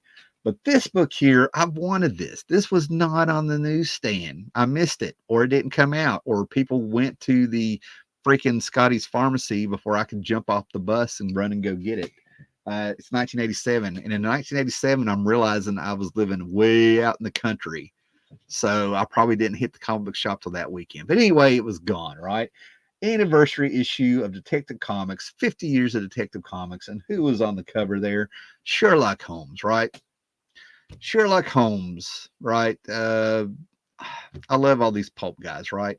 Sherlock Holmes was, when I would get troll books and stuff, I always would get the Sherlock Holmes stuff, right? I would read Sherlock Holmes. I would watch anything Sherlock Holmes, and I still do, right? So I used to have that Joker cover where this guy was delusional and thought he was Sherlock Holmes. You know what I mean? There's other stuff, right? But Batman was Sherlock Holmes. I always got a kick out of the detective aspect of Batman as well. You know what I mean? So this came out, and it was the anniversary issue. I never saw it. And when I did run across it, it was very rarely. Oh, I ruined the surprise, guys. Look at that. Anyway, but this has several people doing art in it. Alan Davis coming in there. We have, God, who else is in this? Should have done my homework before I did this, right? But there's several different artists in here bringing it all together. Sam Spade. It's all about different detectives over time. Raymond Chandler, Terry Beatty, Dick Giordano. But yeah, there's a lot of influence in here, and a lot of tributes in here. Dick Sprang remembered and stuff like that, right? So when it comes to Batman, he just totally deserves to be, even if you're not into it and stuff. Yeah, more Alan Davis, Paul Neary. But anyway, that's just an anniversary issue I always wanted to get, always wanted to have, never ran across it. When I did, it was ridiculous prices. So imagine my surprise when I ended up getting it with a bundle with this, right? So now we're going to tell more stories of a young howler mouse in the house, right? So this was definitely Stepdad. You'll see the $20 sticker price. I talked the guy down to $8 because, and with this, it was $10 for both of these. My bad. Okay. But yeah, somehow I talked the guy down to $8. Even I'm amazed. I didn't lowball him. You know what I mean? It just happened. I don't know. He saw me looking at it. I was walking around, and then he was like, I'll take half off for it. And then I'm like, why don't you just give me both of these for 10? It was that kind of talk, right? Real quick and stuff. But this is Teen Titans number 50, right? And you can roll your eyes. Before there was West Coast Avengers and regular Avengers and stuff, you had Titans East and Titans West. And the Titans will beckon back to this every now and then, right? Anyway, but when this book was coming out, I was a wee lad. This is probably 77, 78, might even be 79. I don't know. This is a couple years before the Titans were ever really taken seriously. Okay. You have Beast Boy there, Golden Eagle, Hawk, Dove. Hawk, Dove. One of their names are right there, Lilith, and the Batgirl, right? Before they switch things around. And this is still when they were just like the Junior Justice League, and it was a lot harder, but they were trying to like throw in a few social issues and stuff. And the Golden Eagle was, they were trying to come up with an excuse for having a sort of a sidekick with the Hawks without them having a sidekick, right? And if you read this book with him, he's Peter Parker. His life is Peter Parker. It's a tongue-in-cheek thing, right? So this is number 50. This is now, key book. It's got a little cult favorite of people, the Harlequin, who was the Joker's daughter, all this stuff, right? It was her gimmick and everything, right? And this is another book that I must have sold over the years because this was in the house. This was another one of those books that popped up like a bad nickel whenever I would start going through the stacks of comics in the room and all that stuff, where there was bags and boards and stuff. And I got to work for some reason when you're a little kid, I can't put my mind back to how I was as a little kid, but I got sick of seeing this book. I got so sick of it. And I think it was like the little problem things that bothered me, right? Because like when Beast Boy would turn into like an elephant in this, he's gray and his face is green. There's little things like that makes no sense. Why would he have a green face? That's stupid for an elephant to have a green face. I'm telling you, it doesn't. The weirdest things will set off a little kid. Will just piss them right off. This was also around the same time that I was watching Sesame Street, and you had Kermit coming out being the reporter, and he was on an alien planet. And I don't know if he was talking about the aliens or the planet, but he used the word kumquat. I had never heard kumquat. And like my little 5 or 6 year old mind thought that was the nastiest thing I'd ever heard. How dare they say kumquat in front of kids and family? Ended up watching the same episode in school, repeated, and I was like, he better not say kumquat, and he did. Little did I know that was a fruit. I wouldn't find out that was a fruit until the 80s, you know. But anyway, that's what I'm trying to get at. So now, as the years have gone by and stuff, and being a completist and seeing Marv Wolfman kind of reference the Titans West, seeing the Secret Origins annual #3, where George Perez did the history of the Titan. I think it was in 1989, the history of the Teen Titans, and we got to see Golden Eagle and Batgirl with those flame birds. She went from Batgirl to Flame Bird, seeing those fantastic redesigns by George Perez and whoever was helping him out and stuff like that. And then having Jeff Johns on his Titans run end up having a Titans West and all that stuff. I was like, I never should have got rid of it and stuff. So yeah, we have it. This is another one from the Stepdad's collection that I have replaced. Wished I could say it was an upgrade. Even when the reason I don't go out and grab a lot of stuff from when I was a kid and stuff is that even though it's great to have this for me to say that I have it, it's not the one I held in my hands at the time. It doesn't have the same history. You know what I mean? This is what happens when you're a little kid and still an adult and you love the story of the Little Prince. You know, that's not just a rose. That's my rose, you know. And, we got some, here we go. Let's go through some comments since we're getting towards the end of the stack here. I'm going to talk about, and I also want to talk about wall books and pricing before this is all over with. Oh, yes. Somebody right after my heart here. Afro SF, Tom Palmer's inks on John Byrne's Starbrand was superb. I have said that many, many, many times on here. I was so excited to see John Byrne Starbrand. I was a fan of the Starbrand book, of the New Universe book, DP7, Starbrand. Really liked those books. And then when I saw John Byrne doing it, that ad, and saw that Tom Palmer's inking them, I just geeked out. I also have X-Men The Hidden Years, all 20 issues. Pretty sure it was 20 issues. And it was specifically because it was Tom Palmer inking Byrne more than it was me getting it because of John Byrne. So yes, fantastic. I love Rob's podcast, but he needs some Ritalin. Yeah, Victor Shea. That's what I mean. It's just a little much, man. It's like having a 7-year-old just constantly talking the whole time, you know. Oh man, my Ollie's rarely has good stuff, or people beat me to the good stuff. Yeah. I'll show you something did you see the Watchmen slipcase books that they have? Yeah. It's a shame. Go to my Instagram, Howler Mouse on Instagram. It's a shame Kirby's 2001 Space Odyssey series hasn't been reprinted like Eternals. That thing is genius. When that Kirby, late 70s Kirby stuff came out, Devil Dinosaur and all that, it was weird. It was weird. I mean, let's not break bones about it. Or even break bones. Let's not even act like, you know, that all of Kirby's stuff has always been accepted. You know what I mean? Those were weird books when they came out. No, they were ahead of their time, is what we found out. Right. That 2001 stuff is finally, I've been seeing articles over the last couple of years because of the Stanley Kubrick vision versus the Kirby vision and stuff like that. It's finally starting to get noticed. It's great stuff. And Kirby ended up doing his own interpretation, man. Like it was just fantastic. Yeah. I got that Teen Titans annual. It was the only one Teen Titans I bought. Brent, yeah. I wonder if it holds up because, like I said, I'm rereading that story as I make my way through a few things. The Sumerian, the Cabal cuts top notch. Going back to the Nightbreed for you guys that have just popped in. If you get on YouTube and put in Nightbreed Cabal cut, you'll get a 3-hour Nightbreed movie that the fans are painstakingly remastering and adding cut scenes and stuff to it. It's on Shudder. Is that where it's coming from? It's fun. I watched it on Shudder with Joe Bob Briggs. He did Monster Vision on T. Yeah, I know exactly who Joe Bob Briggs is.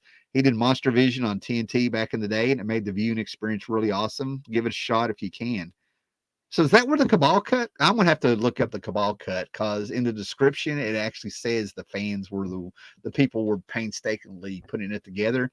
I wonder if I'm thinking they did the entire cut and they were just doing the remastering. I wonder if that's how I reread it. So yeah, the mistake is on me, but I know I read it the way I've spoke it. But yeah, Joe Bob, man. Oh, there was just not enough of that stuff, man. So the Hellblazer stuff. So I was on and maybe I still am. I left about 3 or 4 books behind, right? And I'll tell you why, right? But if you've watched this and stuff, right? Years ago when I was talking about the flea markets and stuff, I just mentioned a minute ago, man, I ended up getting a ton of the Hellblazer books that I was missing for like 17 cents, right? A bunch of them, right? And then I already had some and had that number 1 for $5. And I'm a Sandman fan, Alan Moore fan, everything like that, right? So I was like, well, hell, I've got such a great start on this. I'm going to go ahead and I'm going to get all 300 issues of the Vertigo Hellblazer stuff. And I was just well on my way. I'm well over 200 and who knows issues, right?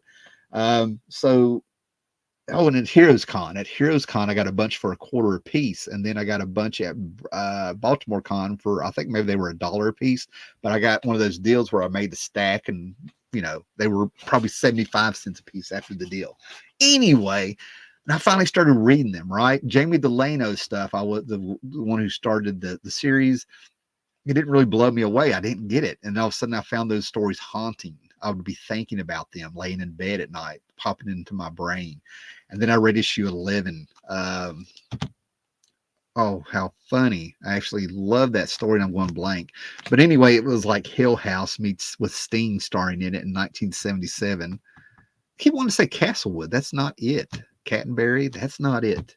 Anyway, it was an infamous story where you sort of got the origin of there's always a story, this incident that Hellblazer would run across people he knew in his past, where he would reference about, I think it's like 1977, and something horrible happened in this town in England and stuff, right? And basically, it's like a 70s horror movie. With a demon and stuff in it, man. It's like issue number 11, and it's like blew me away. So then you go on through that. Grant Morrison popped on, Neil Gaiman popped on, did a one shot of it, and then we get Garth Ennis on there, and they actually pulled his stuff into the movie. Anyway, my whole point is that as I was starting to finally read this and get past all that stuff and come up to stuff and see was it Jason Aaron and some of these other stuff that was going on, I started finding out that it's not a great series. It's a series where it has definite errors of who's on the book, the creators and stuff, to where the quality of the storytelling is not top notch all the way through. I had some stories that were just absolutely horrible, and I'm like, well, I don't know about getting all 300 issues of this, right? So we'll see what happens, because what's going to happen is I'm probably going to get a big chunk of that and probably just auction it off at some point or something, right? Keep the good stuff there for a while. So anyway, this is me just sort of finding these, and this was the very last booth. This was the first dealer I went through his stuff, saw these books, said I'll come back at the end of the day if I don't find, depending on what I bought and what I found and stuff. So at the end of the day, I ended up going back and going through, probably about 15 or 16 of these issues. And this is what I picked out of there, right? So this is 144 with a great Glenn Farby cover, right? Now, Tim Bradstreet, these covers, Brian Azzarello came on, and I don't know if it was marketing. I remember reading articles online at the time. I mean, this is 2000. This blows my mind that this is 24 years ago, because I think Wizard was talking about it. The internet sites were starting to really pick up, at least from my point of view. You had dial-up. I actually had web TV before you could get it on a computer. I had web TV, if you remember that, guys. But anyway, Brian Azzarello being on Hellblazer and then Richard Corbin coming in on the book, it gave the book rejuvenated. It gave it a whole new life. Plus, it was in America. Plus, it was in federal prison. I don't even know if Oz was even on TV yet or something. You follow me? You know, I mean, but these had Tim Bradstreet covers. Now, I've talked about the 80s. I played D&D from the time I was 13. Oh, up until 89, 90, right at 18. And then I was the youngest of the group, and then everybody had graduated their high schools or moved away, that the guys that were older and not in high school and stuff. And then I found another group to play with, and it just wasn't the same. You know what I mean? I played with them once or twice, right? And so I got out of the role-playing games for a while. Then in 1994, in walks this guy, Nathan, and it turns out the concept even had the girl I was dating at the time and stuff and her friends. It was the first time I role-played with the females and stuff. It was fantastic. You know what I mean? Having them in there. And usually I don't just like toot a horn because, oh, the girls can play too. No, this was something that was like definitely enriching. You can make any kind of character. And it was the White Wolf games. He brought in Werewolf the Apocalypse. I still have one or two of the books left. And then we went into Vampire the Masquerade and then Vampire the Dark Ages. And I was making campaigns because they had it where you could play for Morai, the worm, the creatures of the worm who had powers. And to me, I was seeing Nightbreed in my head, right? I still have the Morai book and stuff, right? And the whole point of this stuff is that, like, as you played the vampires, there was different classes of werewolves. Like Glasswalker werewolves lived in cities, right?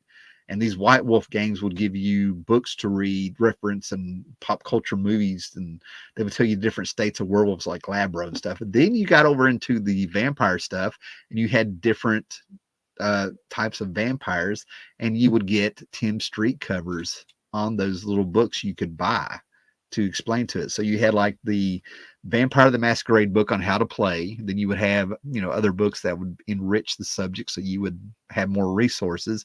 And then depending on what kind of vampire you wanted to be, you got the culture of that vampire and stuff, right? And you had these fantastic Tim Bradstreet covers. So when I think of the 90s, when I see Tim Bradstreet books like this, I think of the 90s. When they did the comic book adaptation of Crow City of Angels, it was Bradstreet. I've still got the poster rolled up in the wall, but I had Tim Bradstreet, covers for the Crow and stuff like that. I was a Tim Bradstreet guy, man. I thought he was very cool. So for these Hellblazers to have those covers, I mean, this is right out of his White Wolf stuff of the 90s, guys. I mean, I looked at this and I'm laughing because I'm like, he snuck Hellblazer, John Constantine, into Vampire the Masquerade. And for you guys that may not know what I'm talking about, or for you people who do know what I'm talking about, a little trivia. Vampire the Masquerade actually became a TV show that didn't last long on Fox. And there's an actual episode of X-Files where Fox Mulder is in the White Wolf world. He met the vampires. It was one of those backdoor series where they tried to introduce it, with a wink and a nod, in X-Files. And then they revealed it was Vampire the Masquerade. And that's how popular the gaming got. Okay. If you like Supernatural, you could have played those characters also. D&D ended up adjusting their rules and simplifying and stuff, right? And since I'm going off on this, one of the greatest things that happened is when my girlfriend was playing the vampire with me. D&D, Dungeons and Dragons, we had some females come in every now and then, but they just would not be that interested in it. This was just not their thing. Then you bring in Vampire the Masquerade, and all of a sudden there's like the manipulation aspect to it with these characters that's very freeing. And so because you're a vampire, you can glamour. Well, was it glamour? You would spend blood points, okay, to be able to do certain abilities if you have them, right? And I've been watching too much True Blood. Sorry, guys. Anyway, but what happened is the girl that I was dating said that she wanted to seduce a character. And I'm like, there's no seduction for that, roles and stuff like that. And Nate went, no, there's not. And there is. He said, no, there is. And he went to his book and he found the one page that had 2 paragraphs on seduction and how many blood points versus their willpower you had to roll. And when all of a sudden seduction is part of this and stuff like that, There was the girl I was dating. There was her friend Michelle. There was 2 or 3 other girls, Kathy. All of a sudden, man, our group expanded, and we had other friends who were bringing their wives slash girlfriends in and stuff. And next thing I know, we're all at a bar at a table with 15 of us in a circle.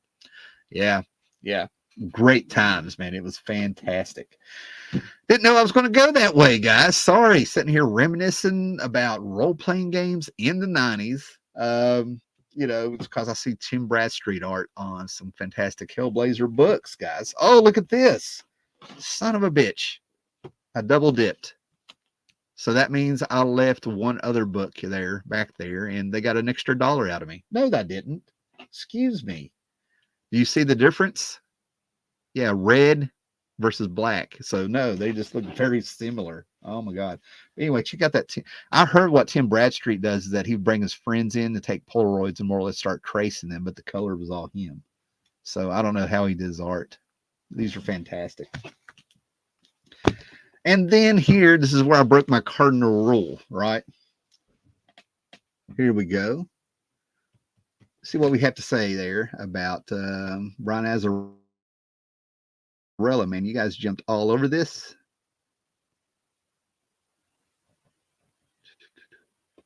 All right. We have Undead Quinn. He loves Glenn Farby covers. Absolutely, man. He is just a beast, man. Garth taking over Hairblazer series. It got better. Yeah, that's what I heard. Well, and like I said, the way I read it, I did not read the book when it came out. I think it was later on. Oh my God. I can't remember when I came on Constantine, when I first got my hands on a few Hellblazer books. But anyway, it was in the mid 90s to late 90s. The series was well underway, and Garth Ennis was not there.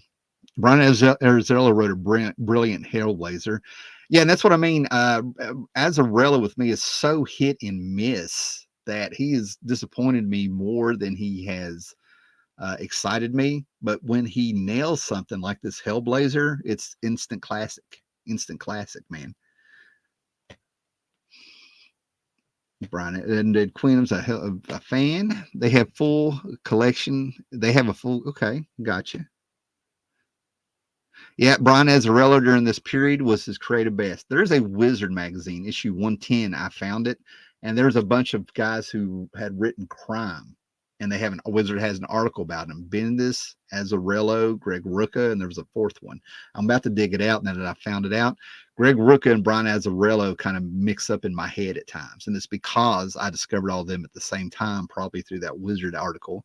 100 Bullets and the Sergeant Rock were well written. If it's the Sergeant Rock I'm thinking about, where he did it with Joe Kubert specifically had a talk with him saying that my work is probably going to be seen by my family and grandkids and stuff. I'd appreciate no cussing in it and stuff, right? People love 100 Bullets. It did not click with me, but it's one of those books I read and I'm like, I get it. I get why people love this book. Kindred the Embraced was a guilty pleasure. Prime One collector. Yes. Yes. Yeah, I hate that. That life broke us all up in different ways. Have you seen the Worlds of Darkness documentary on White Wolf? No. Guys, I got to write this down. Maybe I did see it. If it came out, I don't know. It depends when it came out. I've seen a couple documentaries on role-playing games. Oh, man. Okay. Worlds of Darkness, the documentary. I cannot believe this. There it is. I'll be right back. Oh, here it is. No, we're good. Okay. I'm writing this down, guys. Sorry. I'm starting to remember more stuff. Worlds of Darkness. And this is actually, let me show these Hulks, and then we're going to talk a little bit more about gaming here in a minute, because this ties into what I saw yesterday. Here we go. It's on Prime. They spend a little too much time on the LARPing aspect. Yeah. Did you like Superman for Tomorrow? No. And I hung in there, and God bless Jim Lee for drawing his heart out, doing what he could. Okay, guys, so I want to keep on track with what I'm about to talk about. There's a shop in Salem, Virginia, I want to talk about real quick. But anyway, the Immortal Hulk, for you guys who have been watching this, I'm down to needing like 7 issues, right? So 1, 2, 3. These are 3 issues of the Immortal Hulk, right? I got all 3 of these for $7. And then I have a number 1 that I got for like, I think the same price off eBay. Thank God thank goodness I make these videos to kind of track all these things, right? But anyway, but my whole game was just kind of prove, because speculation is part of comic books. It's a part of it. There's many aspects of comic books that's supposed to be free, and when they get way out of balance, when it becomes all about speculation or something like that, that just blows my mind, because that's where you get inflated prices that aren't going to hold, and people missed out on getting good stuff because of stupid reasons. The speculation got so bad that when the Red Goblin book came out, I called a comic book shop that was about 45 to 50 minutes from where I worked. I asked them to hold me one, and I'll probably buy some other stuff when I get up there and look around. They said, okay. This is the day the book came out. So I drove all the way up there, and when I got there, they were holding it behind the counter and let me know that it was probably going to be about $25, because it immediately started selling, supposedly somewhere online on eBay. They specifically did say eBay. It started selling for $25, and they were trying to charge me $25, and they waited till I got there. Their asses went out of business because of stupid shit like that, on top of the guy's wife walking out on him too. But anyway, that's a whole other story. But anyway, so as a game or Immortal Hulk, I bought a bunch of Immortal Hulk because everybody was telling me there are some good books out there. Check this out when I do these live shows. I gave in and got some. I'm like, well, this is just as good as every book that was on the stands in '89. And I'm like, that's my whole point. You guys have helped show my point. Then I got a really huge amount of these for $1 a piece, if not a little bit less, when I would buy some stuff in bulk at these flea markets. And I read it sequentially, and then they had the story, I think it was around issue 7 or 8, where the Hulk had been chopped up. He was still alive, and he's on a ship in orbit around the earth, and this person has each body part in a glass jar, and you see the Hulk sitting there, his head's floating, and for a second you get to see through his eyes where he's at. And I got it. As soon as I got that, as soon as I saw that, I went, oh my God, this is classic. This is genius. So I got it. So what? 37, 37. So anyway, I probably needed, I don't know, 10 books, and I got all but one for $1 or less. That was my whole point. I had found a bunch of these at the flea market for $1 a piece. I had gone, then I went to, and it was a December. I remember it was a December, and I went to a comic book convention in Bristol, Virginia / Tennessee, but it was the Virginia side. And some of the same books were going for $30 and $40. And I looked at the guy and said, I just got these for $1 at a flea market. And he just looked at me like he wanted to smack the shit out of me because I said it out loud in front of people. So now I made a game of just getting these for $1 a piece, this hot series that ran for 50 issues. And I think I had a count one time where there's over 400 books to this series because of variant covers and printing. So they made a ton of money off of this. And I'm like, get them for $1 a piece. Well, I think I proved my point, because I reached a point where I'm like, I kind of want to finish this series. And I found a guy, and I ended up, these were $10, but he gave them to me for $7. I just said, I got $7 left. Do you want it?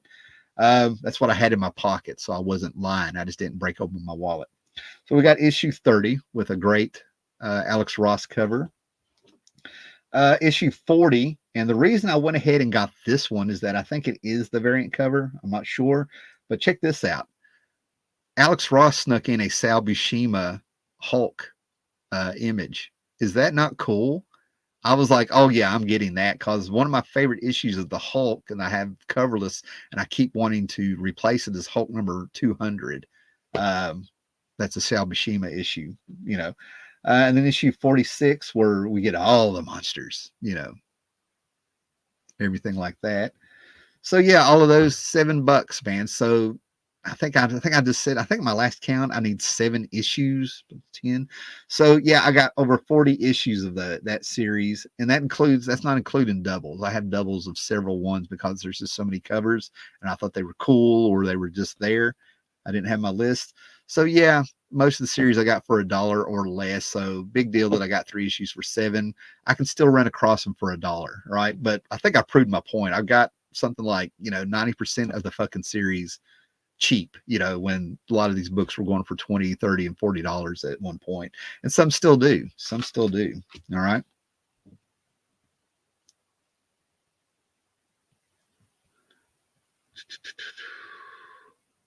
Undead Quinn, Modern Hulk, Yeah, hell no. Yeah, there you go. But yeah, people are getting what I'm saying. Speculation went crazy recently with the Ultimate Spider-Man, ridiculous prices. Yeah, it's ridiculous. Those prices don't hold. Undead Quinn speculation is annoying to collect. That's what I mean. It has its place, but it's not being used correctly. You know what I'm saying? In a World of Darkness, singular. Sorry, I think it's on Tubi as well. Gotcha, man. Not a problem. Sumerian, I'm just glad you let me know that it's out there. I may have seen this. I'll know when I start watching. Actually, I have a YouTube playlist of documentaries, comic book documentaries and stuff. I'm going to check and see if I run across it there. So, guys, after talking about the Teen Titans and the X-Men and how, I was cantankerous and kind of stayed away from this stuff, I had an issue too, X-Men. Don't get me wrong. You know what I mean? I've shown them before.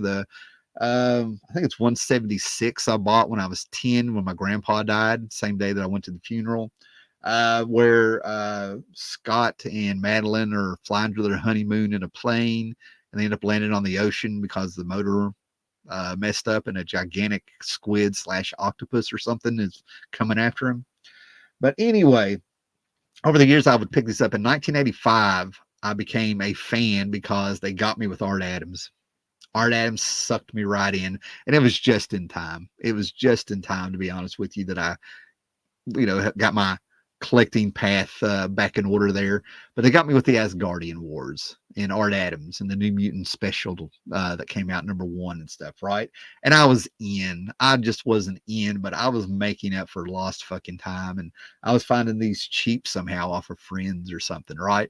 So I ended up accumulating over an 80-issue run over the next 4 years including what was coming out and stuff of the X-Men and stuff and backed up. And the oddest thing is that 84, not the comics that I have from 80.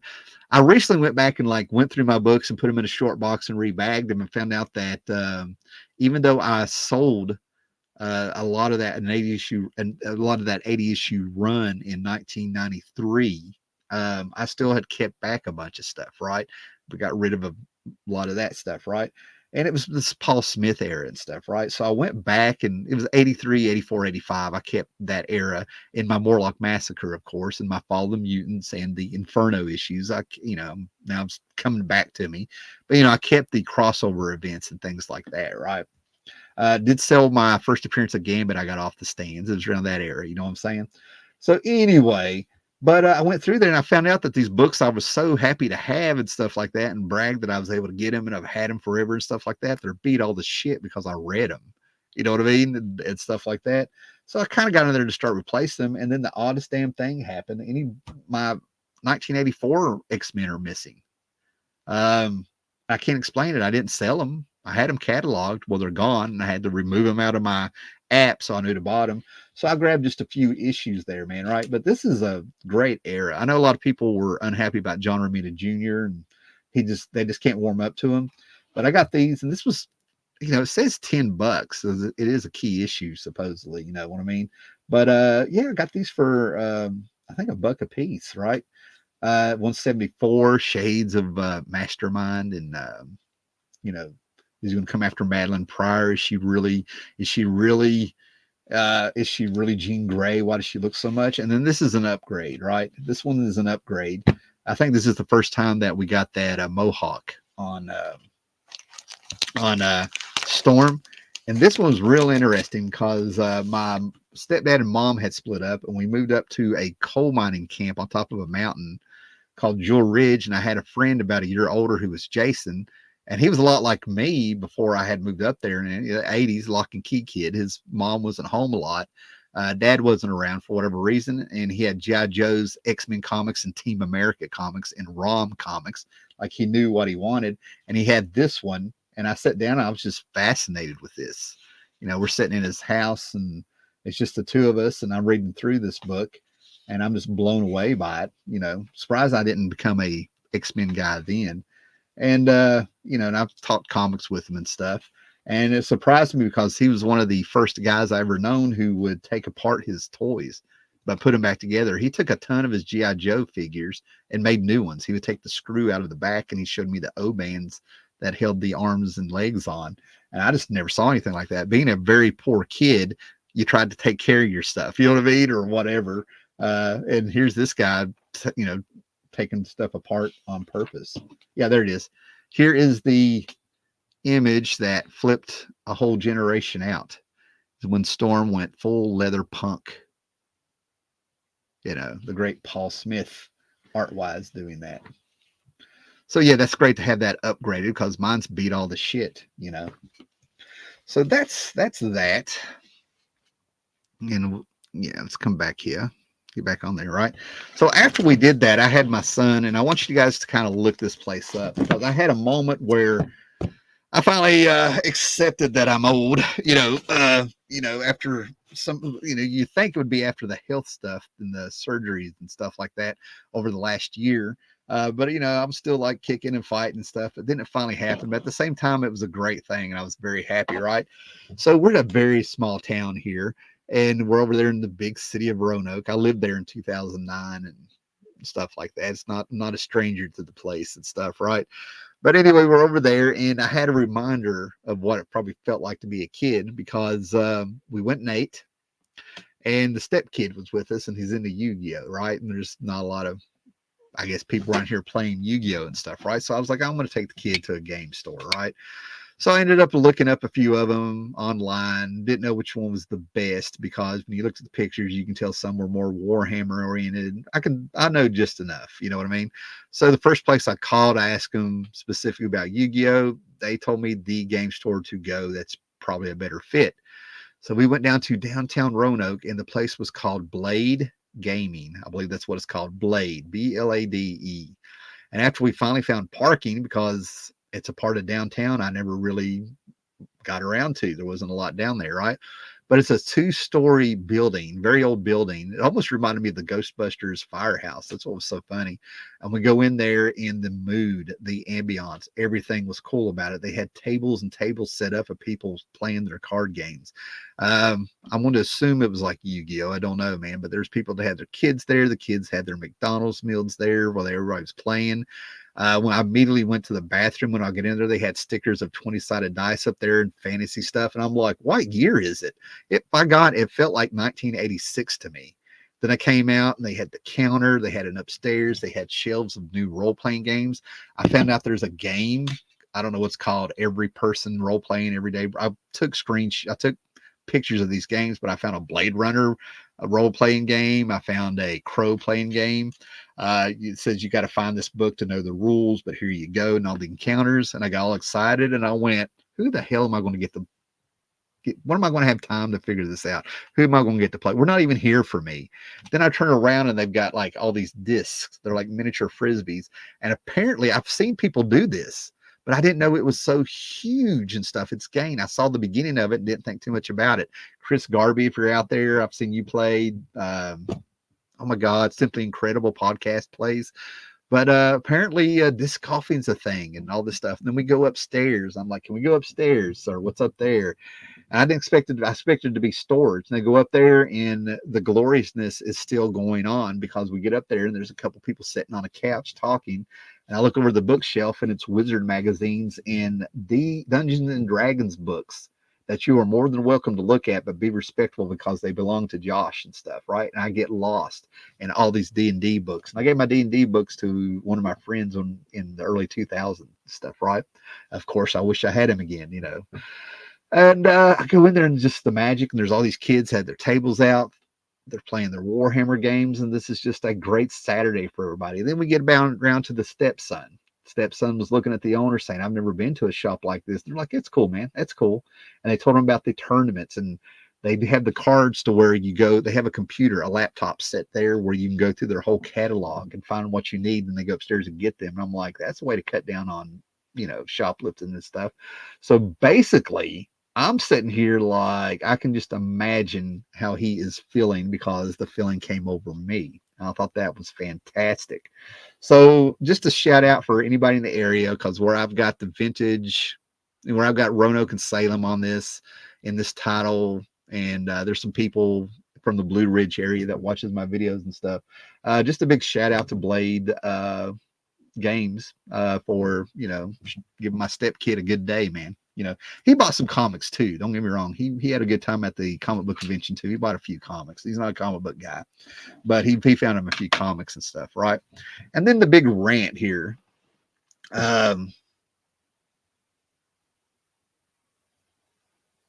Okay, got you, man.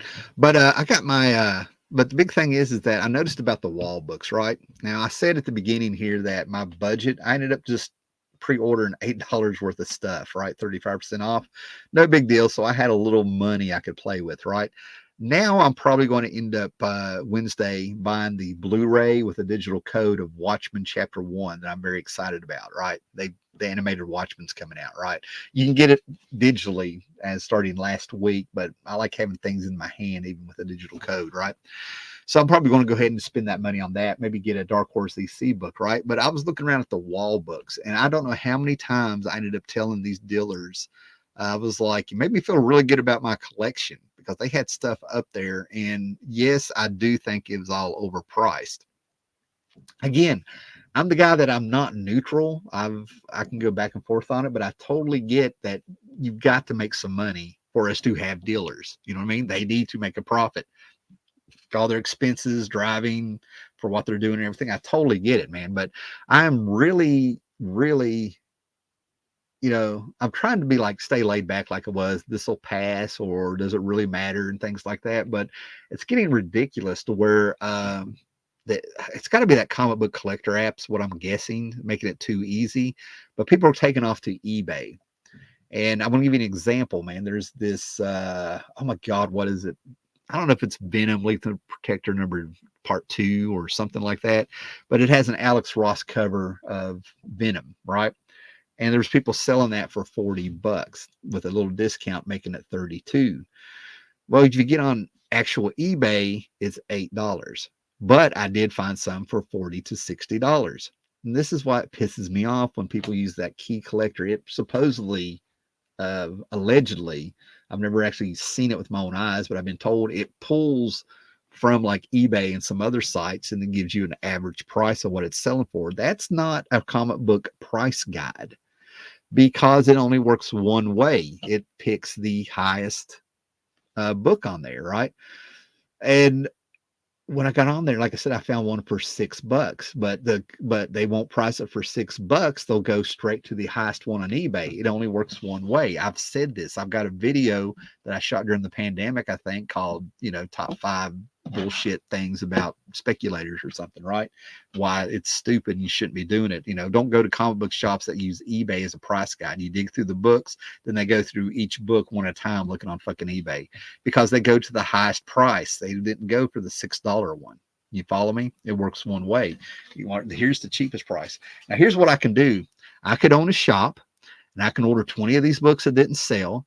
And I can take this book here, we'll say I got 20 of these. I can put it on eBay under, a dummy account where it doesn't identify me at all. And I'm going to put $29.99 on it, right? And then all of a sudden, when I get these apps where I bring in somebody and I show them what it's selling for and stuff like that, it's $29.99. I just checked up the price with my customers, because I manipulated the eBay market. And don't act like, and allegedly, I have to say that so some people think I'm talking directly to them when I have no idea who they are. That's what they're doing. Okay. So that's bullshit. That's bullshit. Don't fall for it. Don't fall for it. Be willing to walk away to get that. Okay. What we got here? What app do you use? I use the CLZ collectors app just to catalog my comics. I paid, it was 50. If you got grandfathered in, it was free. I came in, I can't remember if I was paying $10 or something, but the price went up on me one time. But it's saved me a ton of money from getting doubles in time and convenience, man. Okay. I know what you mean about RPGs. I want to get the Dune RPG books, but I have no time to play or people to play with. Kumquat. Oh, got me at the end there. How funny. And then, man, I'm so glad to see the new people here. We're going to go ahead and call it a day. Got things to do, places to go, and try to relax and read and do things and maybe eat and all that stuff. So you guys have a great one, right? Read your comic books. Be excellent to each other.